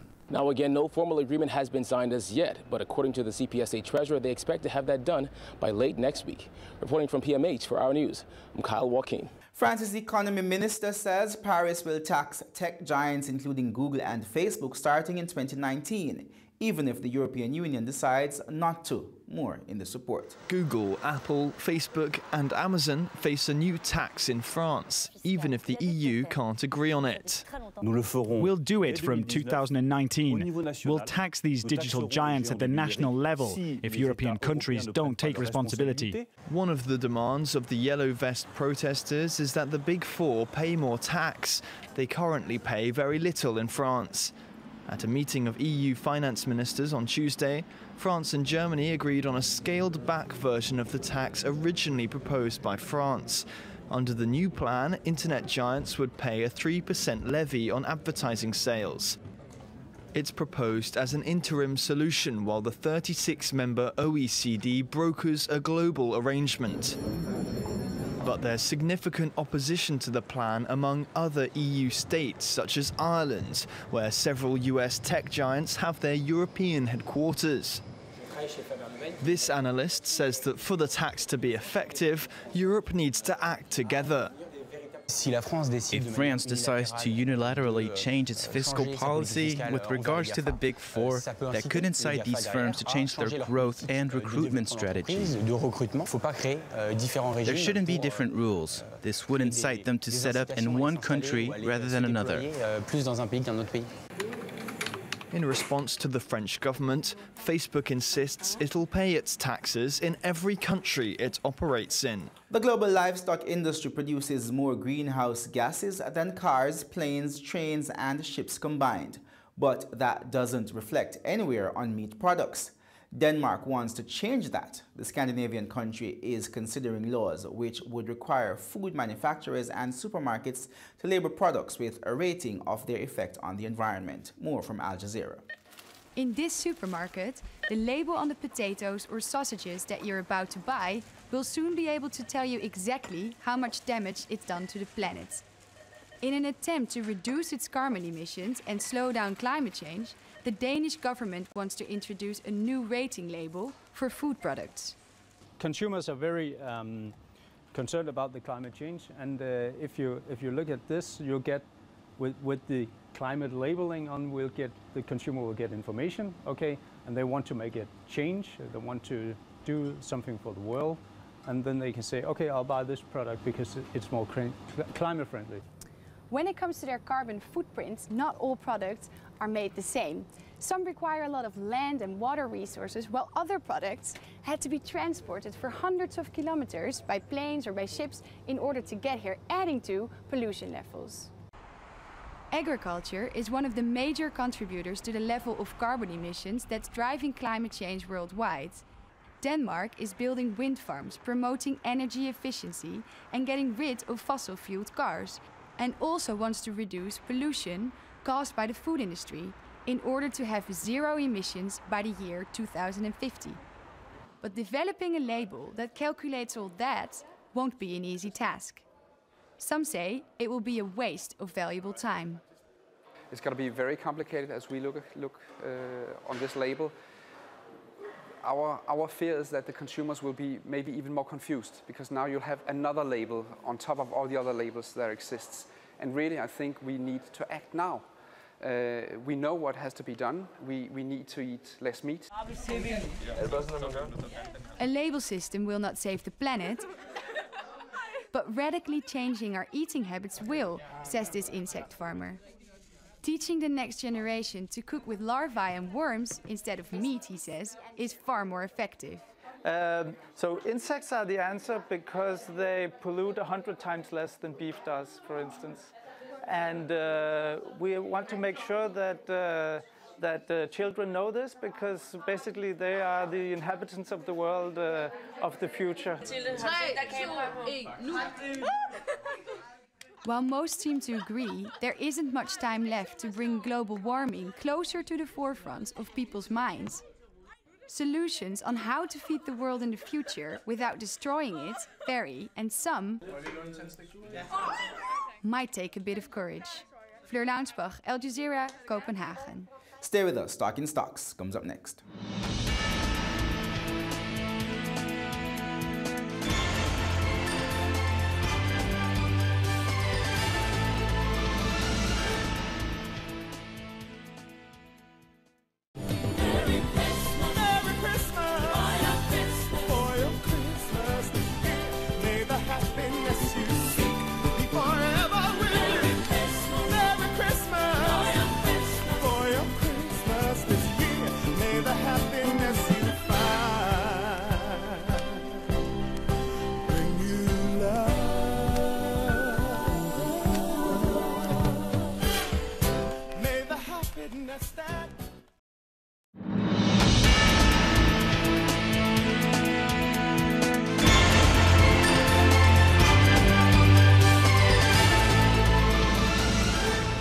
Welcome back. Time now for Talking Stocks.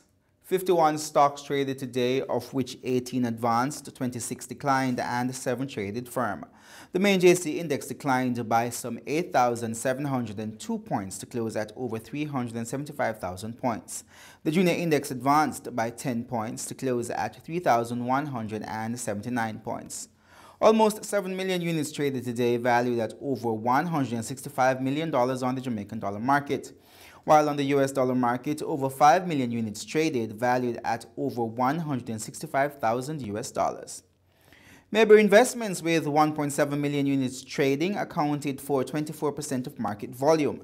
Sagicor Group Jamaica, with 1.39 million units trading, was second, and JMMB Group, with more than 1.3 million units trading, was third, accounting for 19% of the market volume which crossed the floor.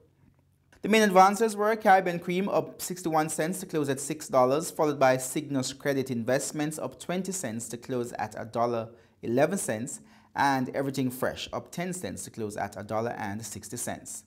The main decliners were Sagicor Group Jamaica, down $4.44 to close at $40.33, followed by Mayberry Investments, down 47 cents to close at $9.03, and Alaska Distributors, down 16 cents to close at $13.74.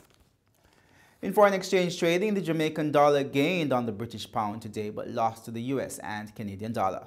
The US dollar ended the day selling for $128.24, losing 39 cents to the Jamaican dollar.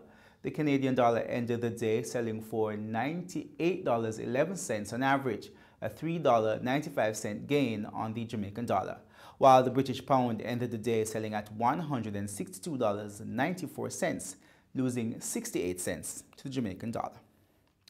And that's the news, but before we go, a recap of our top story. There were mixed views in the Senate today as senators voted in favor of passing the amendments to the Road Traffic Act. The legislation has caused some public outrage over the past 2 weeks, with some people arguing that the new laws are unfairly targeting taxi operators. Thanks for watching. For more content, please go visit our website at batvja.com. I'm Kenil Gale. Have a great weekend.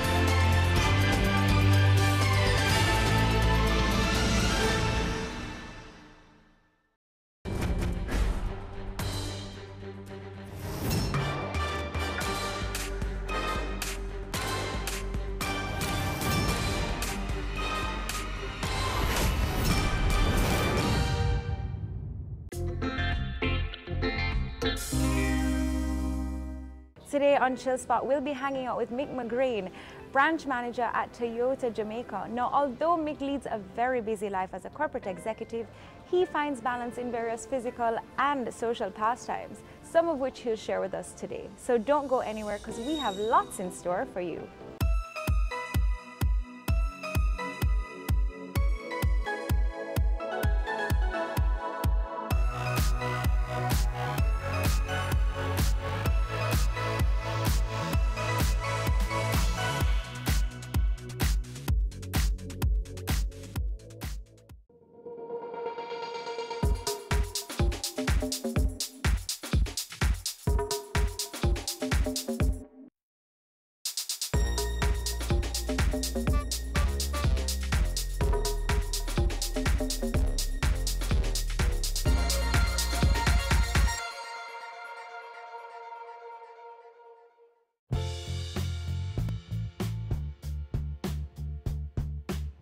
Now we've just arrived here at the Toyota Jamaica showroom where we're about to meet up with Mick to hear what he has planned for today. But before I do, let me give you a brief overview of our guest for today. Mick is 29 years old and 5'11" in height, and he's also the youngest of 6 siblings. He's from Ireland and has been living here in Jamaica since 2009. Mick believes that his biggest accomplishment so far has been this Toyota Jamaica showroom, this building right here. And finally, he believes that small improvements make the difference every day, because it's the little things that matter. Now let's go inside.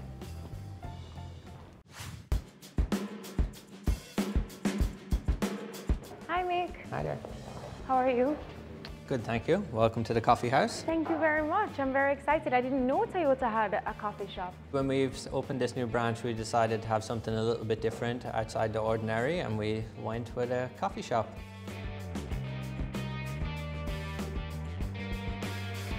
So tell me what we're going to be doing today. So today, I know you want to take a look at my life here in Jamaica. So we started off with my work life here at Toyota Jamaica. We're going to move on to Constant Spring Golf Club, where we're going to test out our golfing skills. Afterwards, we'll go to 876 CrossFit to look at some exercising. And finally, we'll wrap up in the Blue Mountains up at Blue Ridge Restaurant.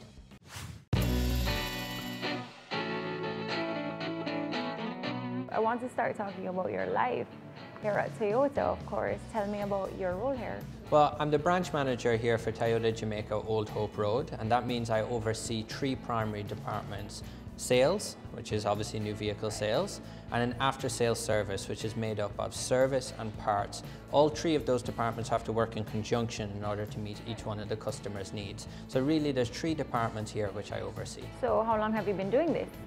I started with Toyota Jamaica about 18 months ago. I was actually new to the industry, so I was very green when I started, and it was a large task, a very steep learning curve. However, I was trained in Japan, and I also have a very, very good management team here and support structure that brought me along in every step of the way.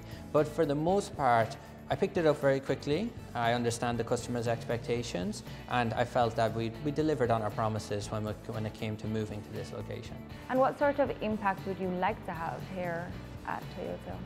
Well, as I mentioned before, I was new to the industry, so I was a little apprehensive at first, but my personality is I'm more of an optimist. I like to think that there's new opportunities around every corner. So when I joined Toyota Jamaica, I knew it was a new opportunity for me. I knew it was a new opportunity for the company. So I really like driving the business forward. Now that may not be the popular thing to do. It takes people out of their comfort zones, but I like to operate outside my own comfort zone in order to move the business, to get progression, to be more competitive, and to be the leader in the industry that we are for the last 14 years. What led you to the Caribbean and how has the transition been for you? Originally, I started off with Jamaica. I arrived back in July 2009. That was my first time ever to arrive in Jamaica, and I was an intern at the time. Now, since that day, Jamaica has been very, very good to me in numerous different levels, and personal and professional. So I always felt like Jamaica would be my home in the future. However, I needed to look outside Jamaica. I needed to get experience across multiple different markets. And that's when I started working directly with Digicel. Digicel gave me the exposure across the entire Caribbean and Central America, which meant working with different characters, it meant operating outside my comfort zone, and it was very, very demanding. Now, in time, when I felt like I benefited from my experience at Digicel, I wanted to bring that to a new organization, and that's where I arrived here in Toyota Jamaica. Coming up. The day that we opened the facility was February 18, 2016, and we had a huge ball here. And when I looked out over the crowd, I really felt success. Yeah. Like when I looked at what we were trying to achieve, we really nailed it. Having a corporate event, seminar, awards show, conference, product launch, workshop or expo? Business Access TV is here to showcase your event. Contact our sales department at 908-0919, 906-6357 or 908-2775 for more information. Business Access TV, serious about business. Stay current and gain more information on the ever-evolving industry of real estate on Home Sweet Home, Sundays at 4:30 p.m. on Business Access TV.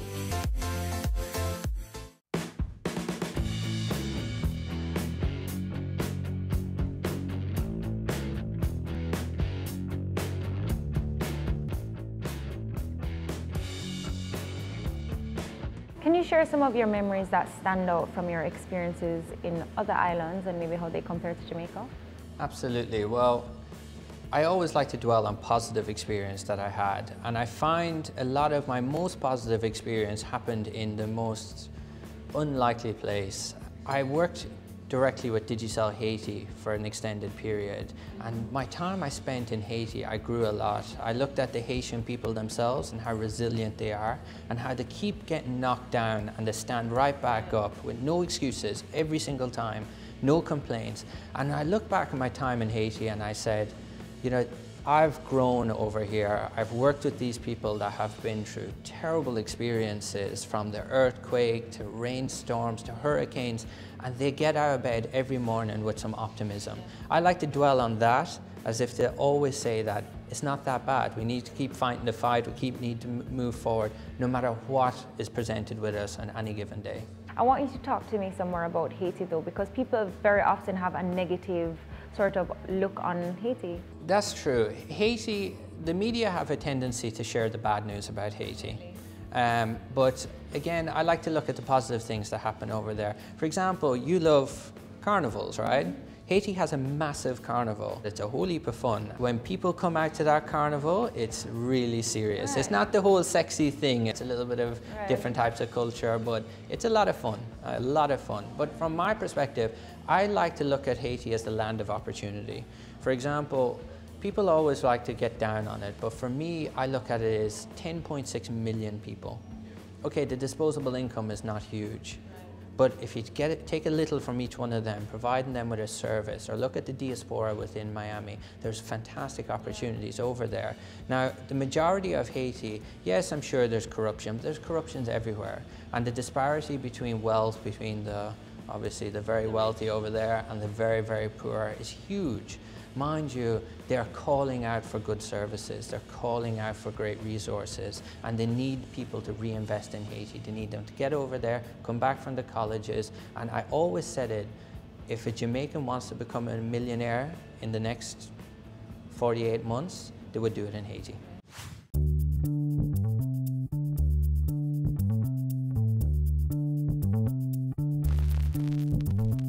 What would you say has been your biggest accomplishment so far in your profession?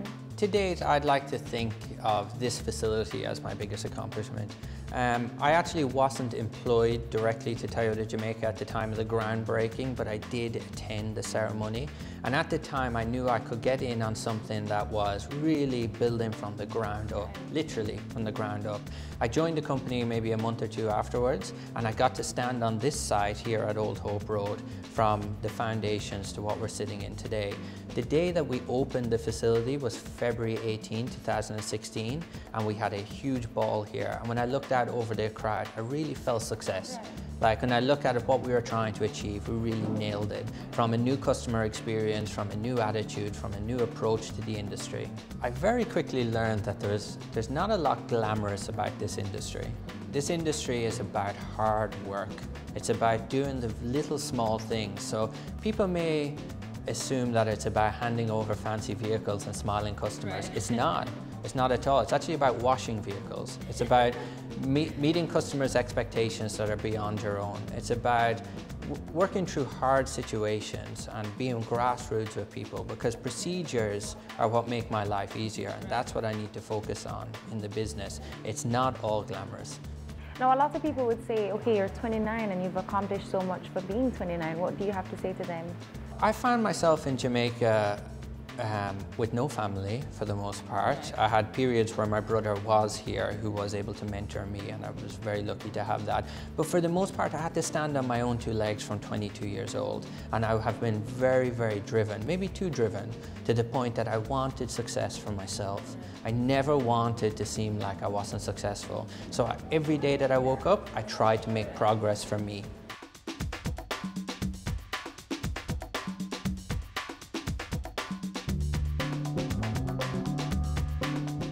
Thank you so much for talking to me, and I think the next stop is for you to teach me to play golf, because I've never played. So let's go. Yes, absolutely. Well, before we do that, what I want to do is just give you a small tour of the facility. Oh, so yes, I'd love to see the vehicles. We can take a look at some of the vehicles we'll be driving Great. today.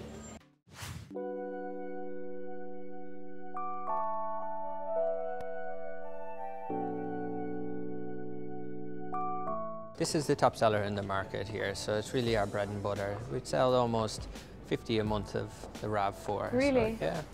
Jamaica loves the RAV4, mainly for its resilience and its resale value, so it's definitely our #1. Jamaicans love Toyota though.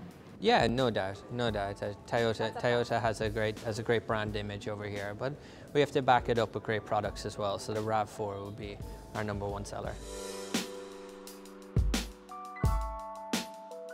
And this is the vehicle we're going to take out today, which is the Toyota FJ Cruiser. A little bit different to what we're used to driving or used to seeing on the roads for Toyota, but it's definitely the right vehicle for what we're going to take on today. It looks like a very fun car. It is absolutely a very fun car. Now, it's very, very powerful. It's probably one of the fastest in our lineup, so we can definitely have some fun in this one. But we have to give it back as well, so you have to... I may not want to. Safe fun. Safe fun. Like, one of the interesting things, there's a lot of character, so... Would you say this is for more females or males? I wouldn't like to be gender specific on it, but we tend to have a lot of females that are interested in it because it's outside the ordinary. It's a little bit cooler. Yeah. And it's got suicide doors. Everybody loves suicide doors. Ooh. How I look? How I look? I look good. You need to say it. Absolutely. Right. Nice, nice, nice.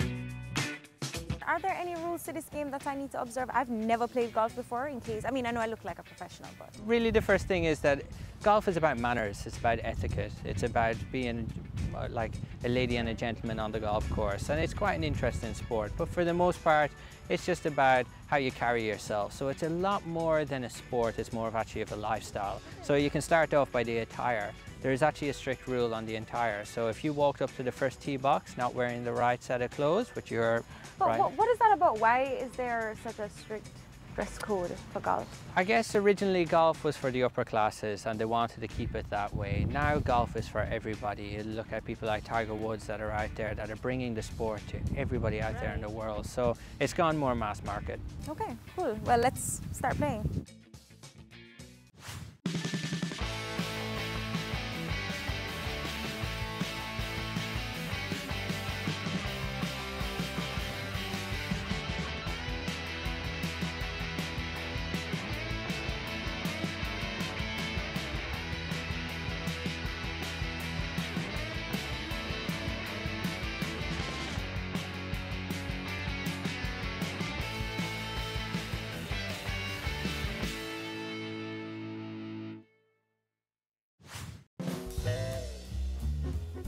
Well, Mick, that was a fantastic round of golf.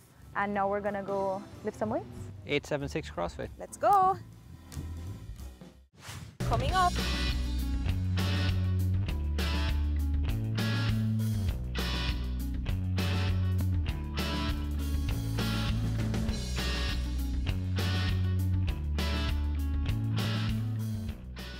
As the end of the year draws nigh and the celebrations begin, let us add some magic to the festivities with our BATV Christmas mix. Why settle for blah when you can have fa la la la la? 60 advertising spots, 10 cross spots. This $1.6 million package is all yours for only $45,000. Don't wait. Contact our sales team today and take advantage of this incredible offer. Our gift to you. BATV Christmas Mix. Offer valid until December 31, 2018. On the next episode of Weekend Business Report, building Jamaica's film industry one blockbuster at a time. That, plus the latest news on the Petrojam scandal, company news, and the closing stock market numbers from around the world. That's Weekend Business Report with me, Keneal Gale, this Saturday and Sunday.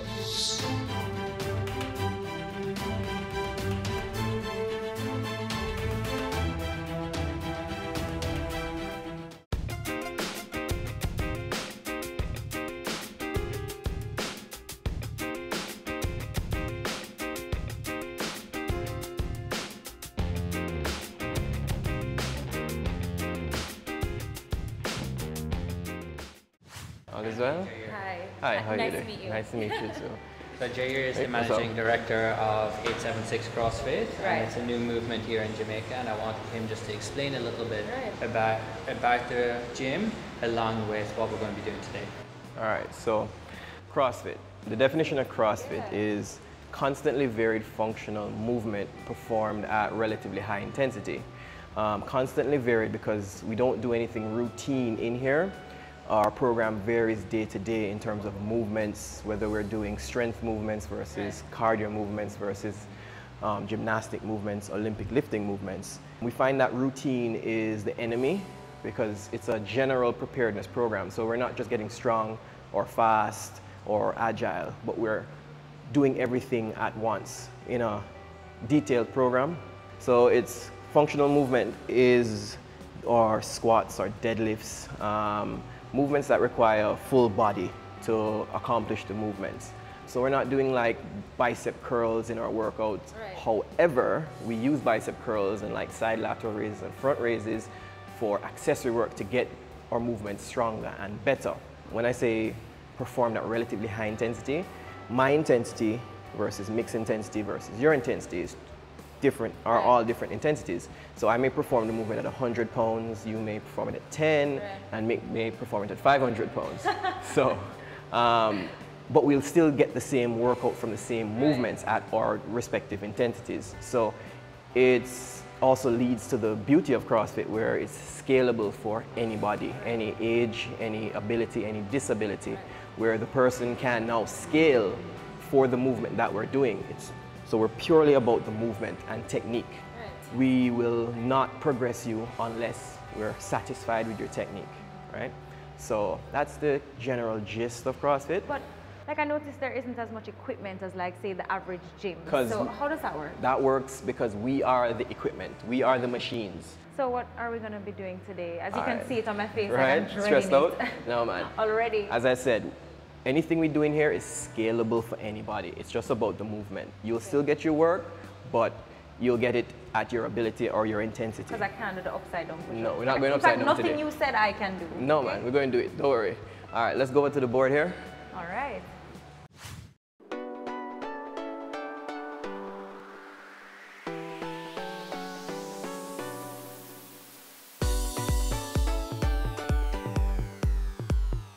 Good. And up.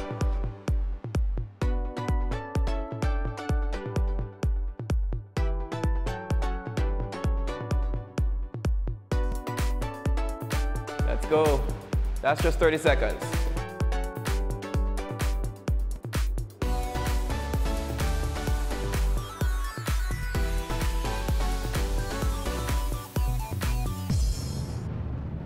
That's right.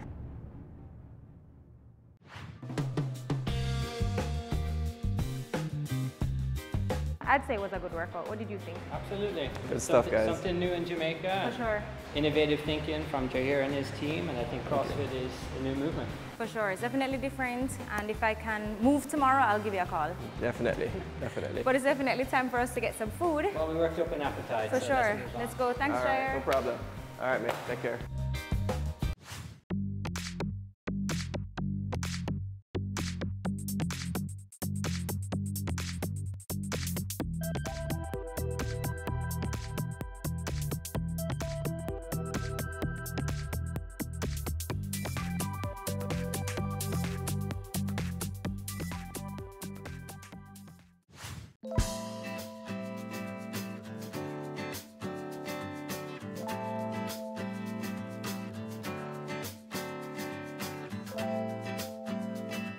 Oh my gosh, Mick, this is beautiful. A little cold. You didn't know about this place? No, I didn't. Oh man, it's on the edge of the world. Mick, thank you so much for inviting us up here. It's absolutely breathtaking, so beautiful. I think this is definitely one of our more exciting episodes. This is a nice retreat at the end of a day, you know what I mean? So I love it, and thank you so much for inviting us. No problem. We have to just keep our eyes open to the hidden gems that are out here in Jamaica, and especially this is on our doorstep. It's only 35 minutes outside the city.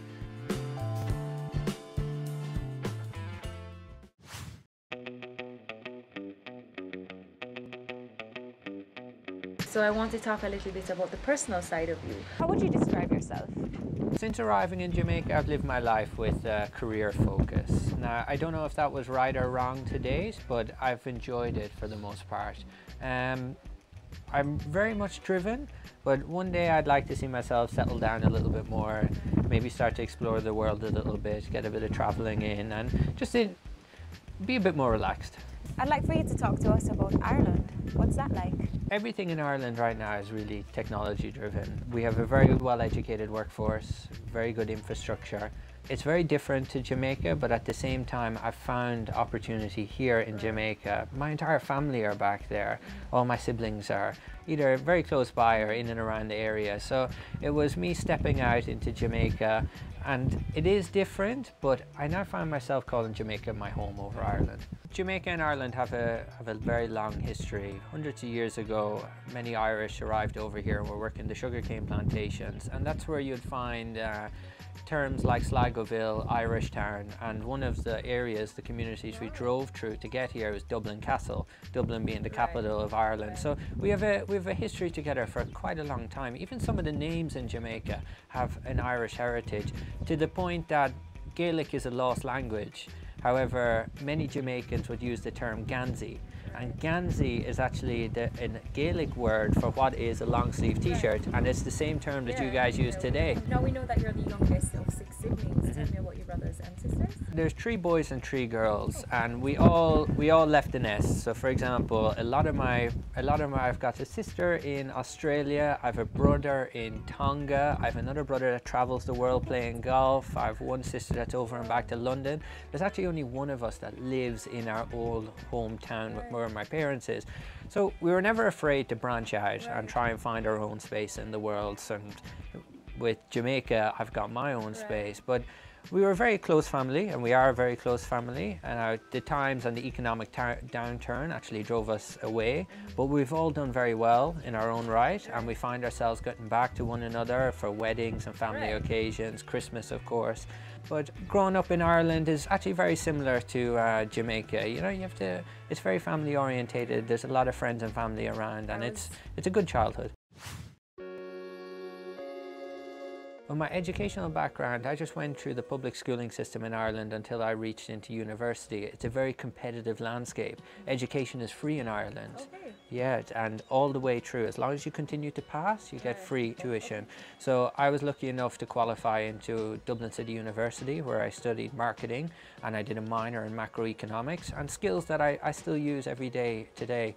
And I think Dublin City University was a very good school, one in which maybe I couldn't afford myself if the Irish governmental system and education system wasn't as strong as it was. Now, Mick, are you single or are you in a relationship? Right now I'm in a relationship. I've been seeing a girl for a little bit over 3 years now, and we've been doing quite well. Okay, no. Any future plans with her? Absolutely, yeah. We're always looking towards the future, and we see a very positive future together. So I don't see why our relationship won't progress over the coming couple of years. And do you have any relationship advice? It all has to fall into place. It all happens for a reason. I've never been a fan of forcing it. It just happens, and if 2 people are there at the right time, it will. It will.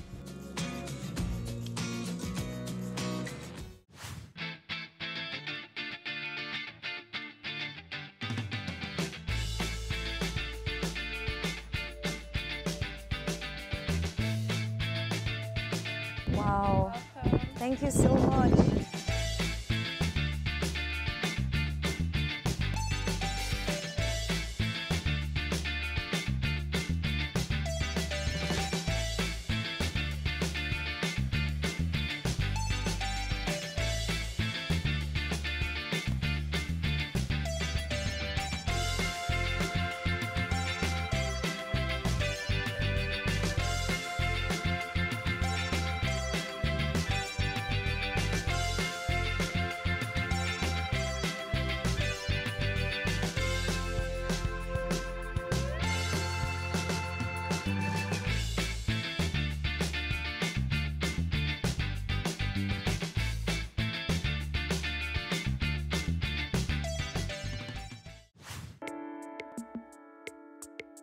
What would you say is next for me? At this stage of my life, my next steps will be very much focusing on my career. I know I keep coming back to the career things, but I feel like I can make a big impact in Toyota, and I want to drive the business forward. I want to have a meaningful impact. I want to improve the experience for each one of our customers, and hopefully assist in improving the bottom line of the company. Right now, if I can do that, I can make a name for myself, and then the sky's the limit from there. I've proven myself on a number of occasions within the market. I just really want to be a driving force within the organization.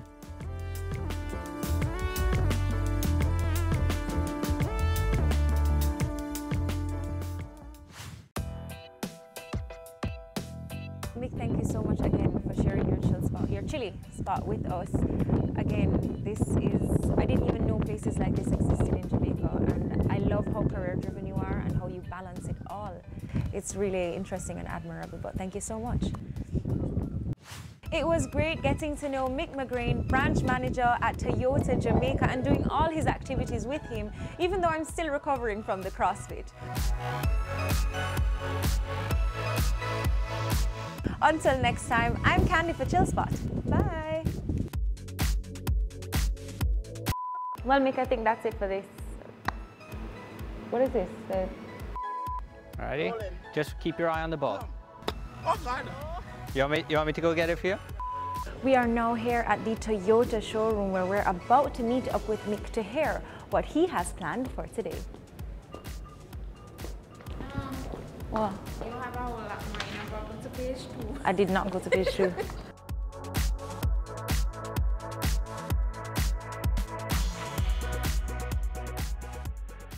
Do you need help packing up this stuff? Let me act like I'm doing something, like taking off my glove. Okay.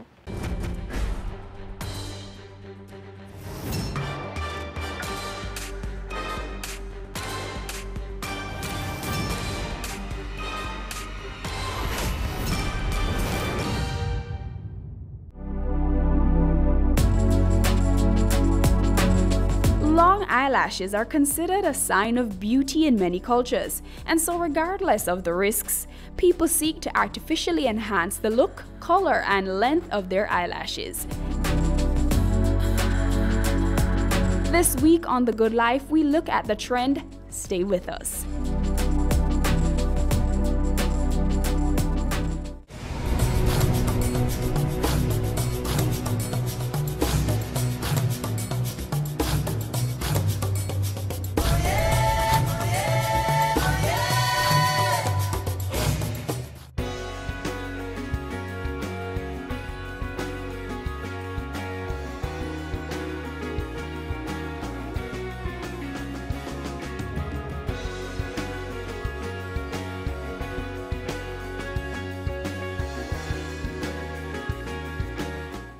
I'm here with Tevier Thompson, who's the owner and operator of Lavish Lashes. Hey Tevier. Hi.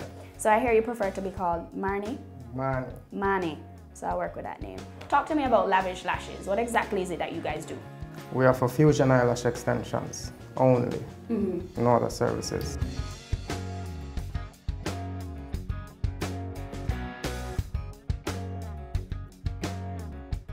So talk to me about the startup process for Lavish Lashes. Why did you decide to get into the business? Well, it wasn't really me. I was engaged, and me and my fiance, we started this business. She used to be the one doing the lashes. I was behind the scenes doing the marketing, the entire works. Okay. Unfortunately, she passed. Oh, sorry and to hear. I decided to honor her by continuing the business.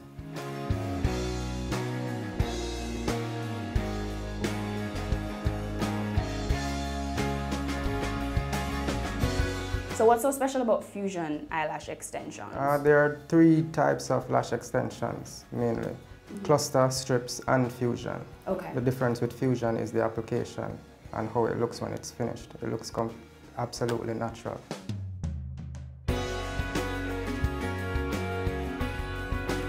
Are there any other benefits to fusion lashes as opposed to the lash strips or the clusters? Yes, there are several benefits. Like I said before, it looks very natural, no one can tell. It lasts much longer as well. Okay. It's very light on the eyelids. You don't feel anything, you don't see any glue. What type of lashes do you use? There are mainly 3 types of lashes that is used to do this type of lash extension. You have synthetic, mink, and silk. Mink is the most commonly used or the preferred choice of the clients because it's lighter and it looks more feathery. So, of course, it has a more natural look. And silk lashes are what? It's made from a synthetic blend material. It's a little bit heavier than the mink, but they still give you that natural look, but not as lovely as the mink. Okay.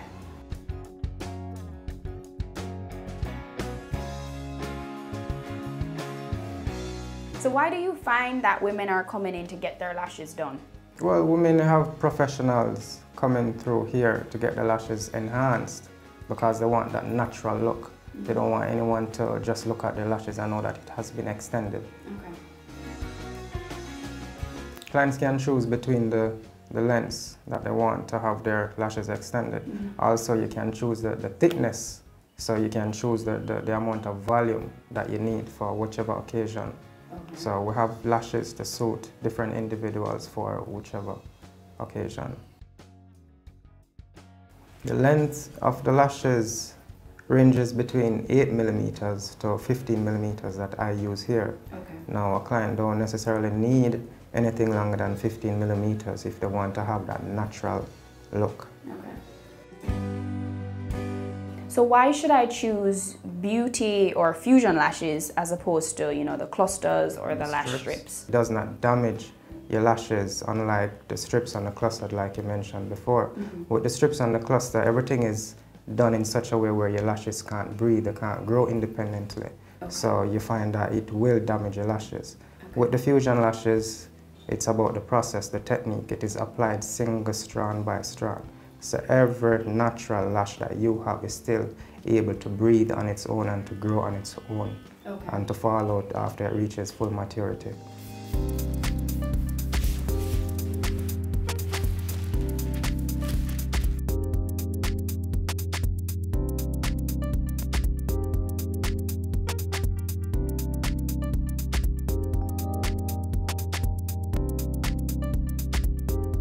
I think a lot of people are funny about their eyes. What are some health concerns that people need to consider before, you know, setting up an appointment for a lash extension? Well, first of all, they would have to have an idea whether they have any allergic reaction to certain stuff, because there's no telling what a client will be allergic to, whether it be the lashes or the glue. Normally, persons don't know what they're allergic to until they come in contact with it. But for persons who have sensitive eyes and stuff like that, you know, it's best that they disclose these information to the technician who will be doing the lashes. What's the procedure like? What are the steps? The steps is, of course, you're gonna clean the utensils, sterilize them properly. You clean the client's eyes, the lashes mainly, and then you start fusing the lashes one by one, single strand by strand.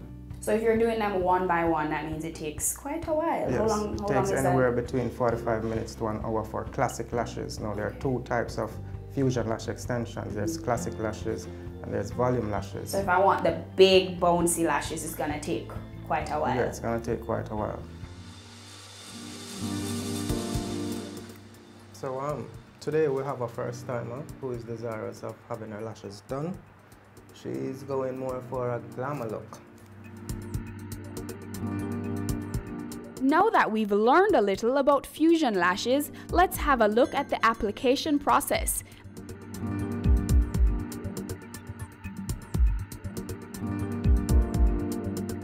So what I did, I took out 3 different lengths of lashes, because that's how your lashes grow. They're not all the same length. So to have that natural look, that's how it's done. Micropore tips to secure the lower lashes so they don't get glued up with the upper ones. We apply just a little bit of Vaseline to the skin so the tape don't stick.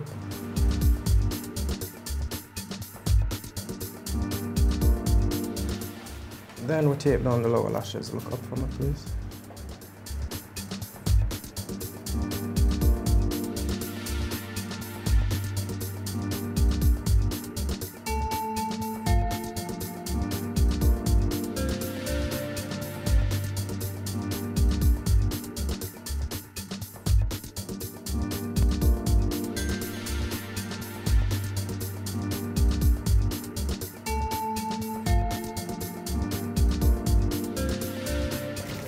Yes, we have special glue that is made for this purpose here. Nothing is substituted, and it has to be kept in the fridge.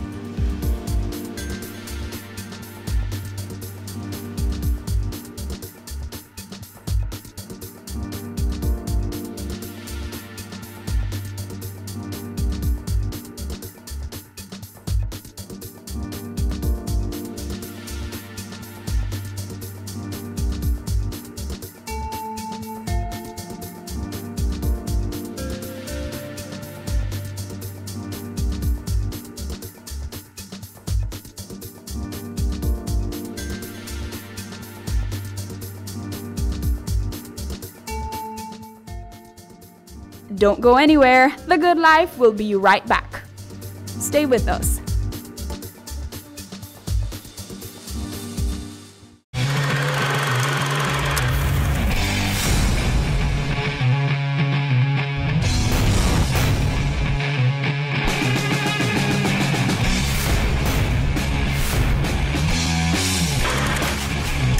We have grown from 20 million US to now having 800 million US dollars.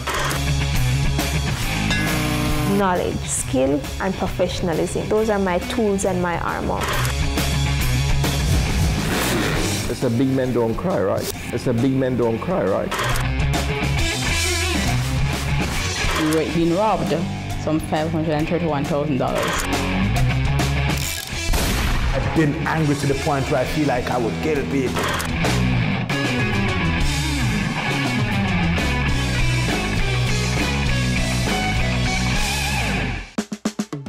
Caring Hands Season 3 continues to effect change in a changing environment.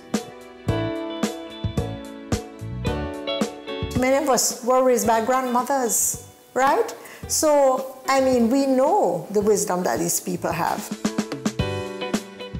Going beyond business. The little leaders of today are our leaders of tomorrow. And with the proper education, we'll have very good leadership coming from that. That's Season 3 of Caring Hands, creating change and shaping lives, every Sunday at 5:30 p.m. on Business Access TV.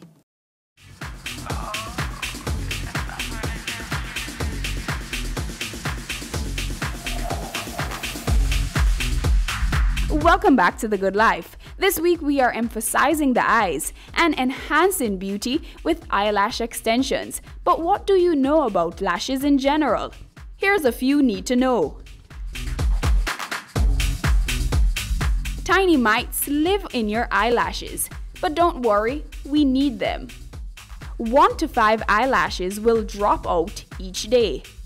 And if you are not into artificial lashes, natural oils such as olive, coconut, or castor oil promote healthier and longer eyelash growth.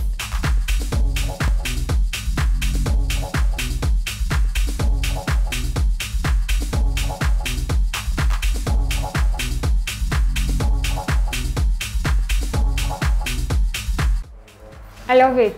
I cannot believe how natural it actually looks. I've always been hesitant about putting things on my eye, but he did a superb job. Like, it really looks like mine. I'll be coming back. Manny, I love it. Thank you very much, darling. Thank you very much. I swear. Put it down. I love it. I do. What are some big no-nos when making an appointment or even after application of lashes? What are some things you just don't do? Well, after lash application, you do not get the lashes wet for the first 12 hours. Okay. Absolutely no mascara is needed. Try not to get the eyeliner when you're applying the eyeliner. Try not to get it onto the lashes. What happens if the mascara or any oily products get on the lashes, they fall out sooner than they should. Okay. Lashes should normally last anywhere between 4 to 6 weeks.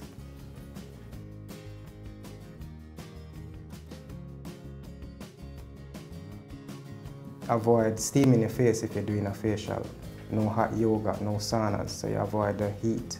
Okay. Yeah. Do not allow the shower to go directly onto the lashes. It may weaken the adhesive. If you get the lashes wet, because you can wash your face, you can go swimming, salt water, fresh water, it matters not. You just pat dry and you use the brush to brush the lashes. But it sounds like it takes a lot of upkeep. You can't do this, no, you can't do that. No, I mean, I can't steam my face, I can't do this, I can't do that. It's not a lot of upkeep. You just know that if you're gonna steam your face, you do it before you get the lash extension done.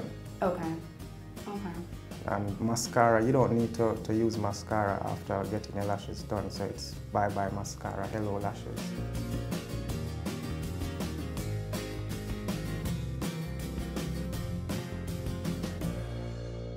Let's talk about costs. How much is it gonna run me to get a classic set of lashes? 6 set of lashes will cost you $5,000 here. But I guess what's the average market price then? Because you may have one price here and elsewhere it's... Well, you have persons charging upwards of 200 US here locally to get this service done, the classic lashes. But here you get it for only 5,000 Jamaican dollars. Okay, so what if I wanted the big voluminous lashes? Right here, volume lashes, it's only $10,000. Okay, I love the way you say it's only $10,000. It's like it's only $1, you know? Alrighty, is there anything else that you want to add that you think is of importance for someone who's never done their lashes before or may not know about, you know, lash extensions in general? Please to note that one would have to refill their lashes anywhere between 2 to 3 weeks because they do shed lashes naturally. So if you want to have that fullness, then you refill the lashes after 2 to 3 weeks. Okay, every 2 to 3 weeks I'd have to come back and get them replaced. That's right. What's the cost of... Cost of refill is only $2,500. Oh, okay. So is it a case where I get a full set or I get an application this week and then I'll come back in 2 or 3 weeks and I'll spend the $2,500 and then I'll keep replacing? Yes, or... you could always keep just refilling. So at first you pay to get a full set, then after that you could always continue refilling your lashes. And like I said before, your lashes will not be damaged in any way at all. We do have clients that has been refilling their lashes for years.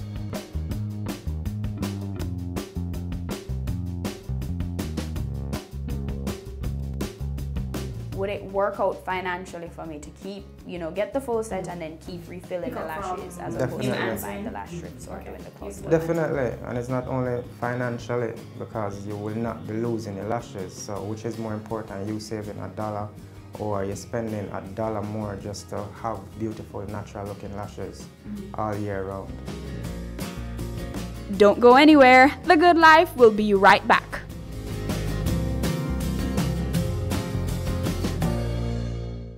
Business current affairs you can relate to. Frank, credible discussion. On point with Kalila Reynolds and Dennis Chung. Dissecting the issues, offering solutions to Jamaica's challenges. On Point, Thursdays at 8 p.m.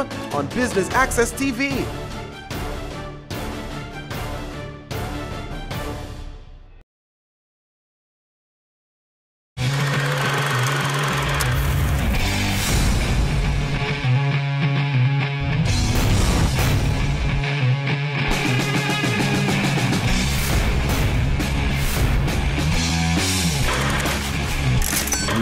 Grown from 20 million US to now having 800 million US dollars. Knowledge, skill, and professionalism. Those are my tools and my armor. It's a big men don't cry, right? It's a big men don't cry, right? We were being robbed some $531,000. I've been angry to the point where I feel like I would get it big.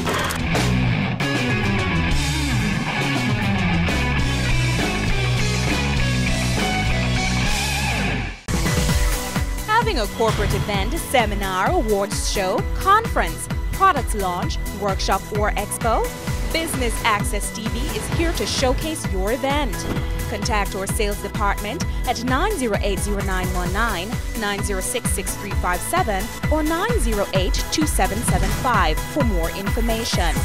Business Access TV, serious about business.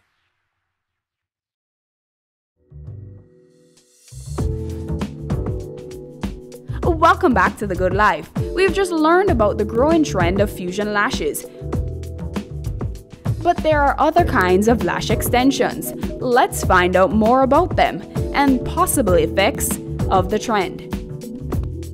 Hi, my name is Shelleen Gregory. I am a certified and registered makeup artist with the Demery Institute.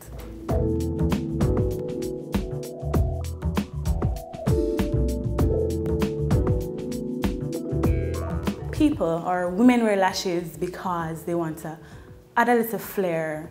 Lashes basically add fullness and length to your natural lashes.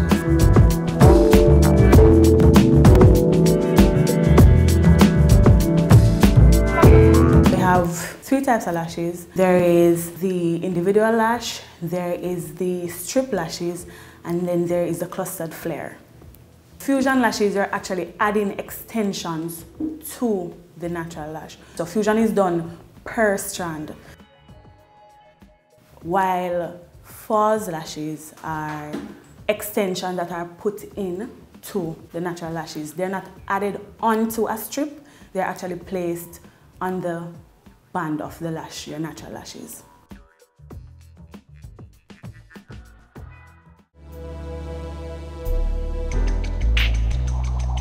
So synthetic is plastic lashes, so it's lashes that are made out of synthetic material.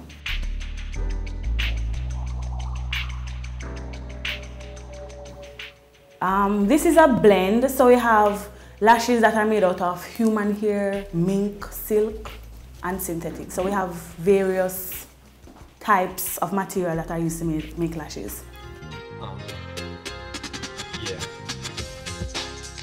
When applying strip lashes, first you can line the eyes if you choose, or line it after, so it's up to you.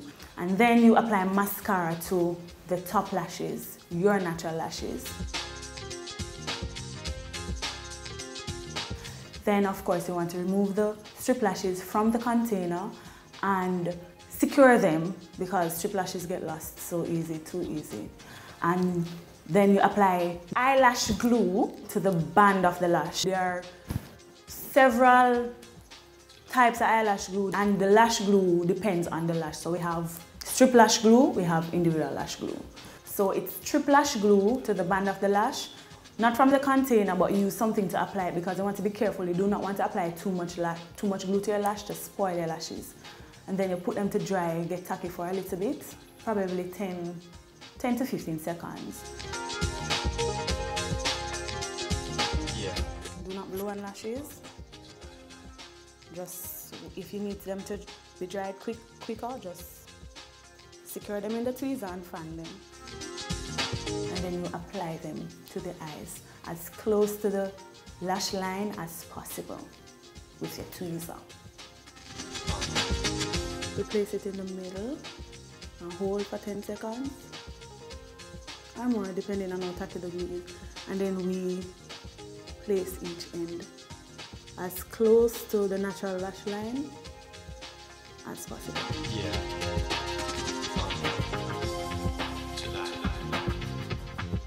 If there is glue showing, for example, you use a white or clear glue to apply it, and there is a little glue showing, you can always go back with your liner to remove any residue.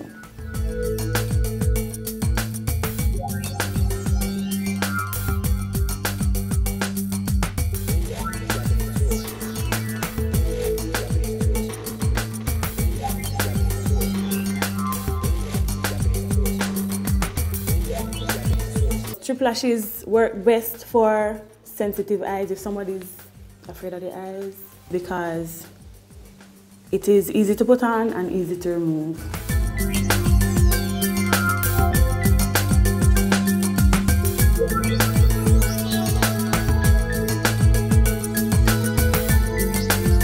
Because the eyes are so sensitive, there are a number of concerns in putting on lash extensions. Shalene points out some of these concerns, but leaves an important tip that should put the mind at ease.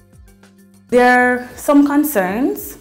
For example, you can cause damage to your natural lashes over time, or if they are not done properly, you can have adverse reaction. You can have allergic reaction to them. And also, you have to think about bacteria, because the lash and the glue, they trap and hold dirt. So those are some of the concerns that persons might have when it comes onto lashes. My personal tips: one, if you are going to get your lashes done, be sure to get a professional. Some concerns of persons I've come across are like their lashes are totally gone, like the artist or the person who applied lashes used hair glue to apply false lashes, and then their lashes were gone. When by the time they tried to remove the false lashes, their lashes went with the false lashes. Others, they got an eye infection. Their eyes were glued closed. So you have to be really careful, because the eyes are very sensitive. test products. One, you're probably allergic to glue, the eyelash glue. So what works for you? You have to think about sanitization and bacteriology. Is the person washing their hands? Are they sanitizing their tools, you know? What is the purpose of the lash? What is the occasion? You're going out to an event. You're not a person who wears lashes, but you know you want to add a little flair. I'd advise strip lashes because it's a one event thing, so they're easily applied and they can be easily removed. So strip lashes. If you want something semi-permanent, then you could choose individual lashes, which would last a bit longer. My tip is get professional advice before doing lashes. Cost of beauty depends on the type of lash. So somebody who wants to apply lashes on themselves, strip lashes would be the best and the easiest and the cheapest way to go. It is less time consuming because it is a strip. You just apply glue to the band and then you apply it to your eyes. While individual lashes, it's like a cluster of 3 to 4 lashes, and then you apply them one at a time between your natural eyelashes. So that is more time consuming. So if you should get an artist or a person to apply strip lashes versus the individual lashes, more than likely the individual will take more time and will cost you more. Strip lashes, depending on the quality of the lashes, they can be reused multiple times. You can clean them with your alcohol, and you can also soak them in warm water when you remove the glue. So strip lashes, depending on the quality, can be reused. While individuals, you put them in and they can last throughout the growth spurt of the human hair, which is 6 to 8 weeks, but it depends. You know, person's hair grow faster than some, so it depends. And you can always fill them out when probably some have fallen out, but it is recommended that the longest you keep in the individual lashes is 3 weeks tops, because as I said before, the glue traps dirt and bacteria, so we don't want to keep that on our eyes for too long. Regardless of the concerns and the price of this beauty trend, Shalene says eyelash extensions are going nowhere. If anything, people are going bigger and bolder. Persons who put lashes on the bottom lashes, on their bottom natural lashes, they just want a little drama, a little flair, you know? Drama is in excitement of the eyes, is in makeup trends people love to follow. So, you know, applying lashes to the bottom of the eye, it just adds a little flair and a little more excitement to the eyes, and you know, nothing is wrong with that. It's up to you. What do you like? What works for you? Lashes will remain. They're going nowhere because beauty is in. You realize females, you know, beauty is definitely in, and lashes, no matter how good you think your makeup look, I'm telling you, you drop a pair of lashes on those eyes and everything changes. So lashes, concern, costs, lashes will remain.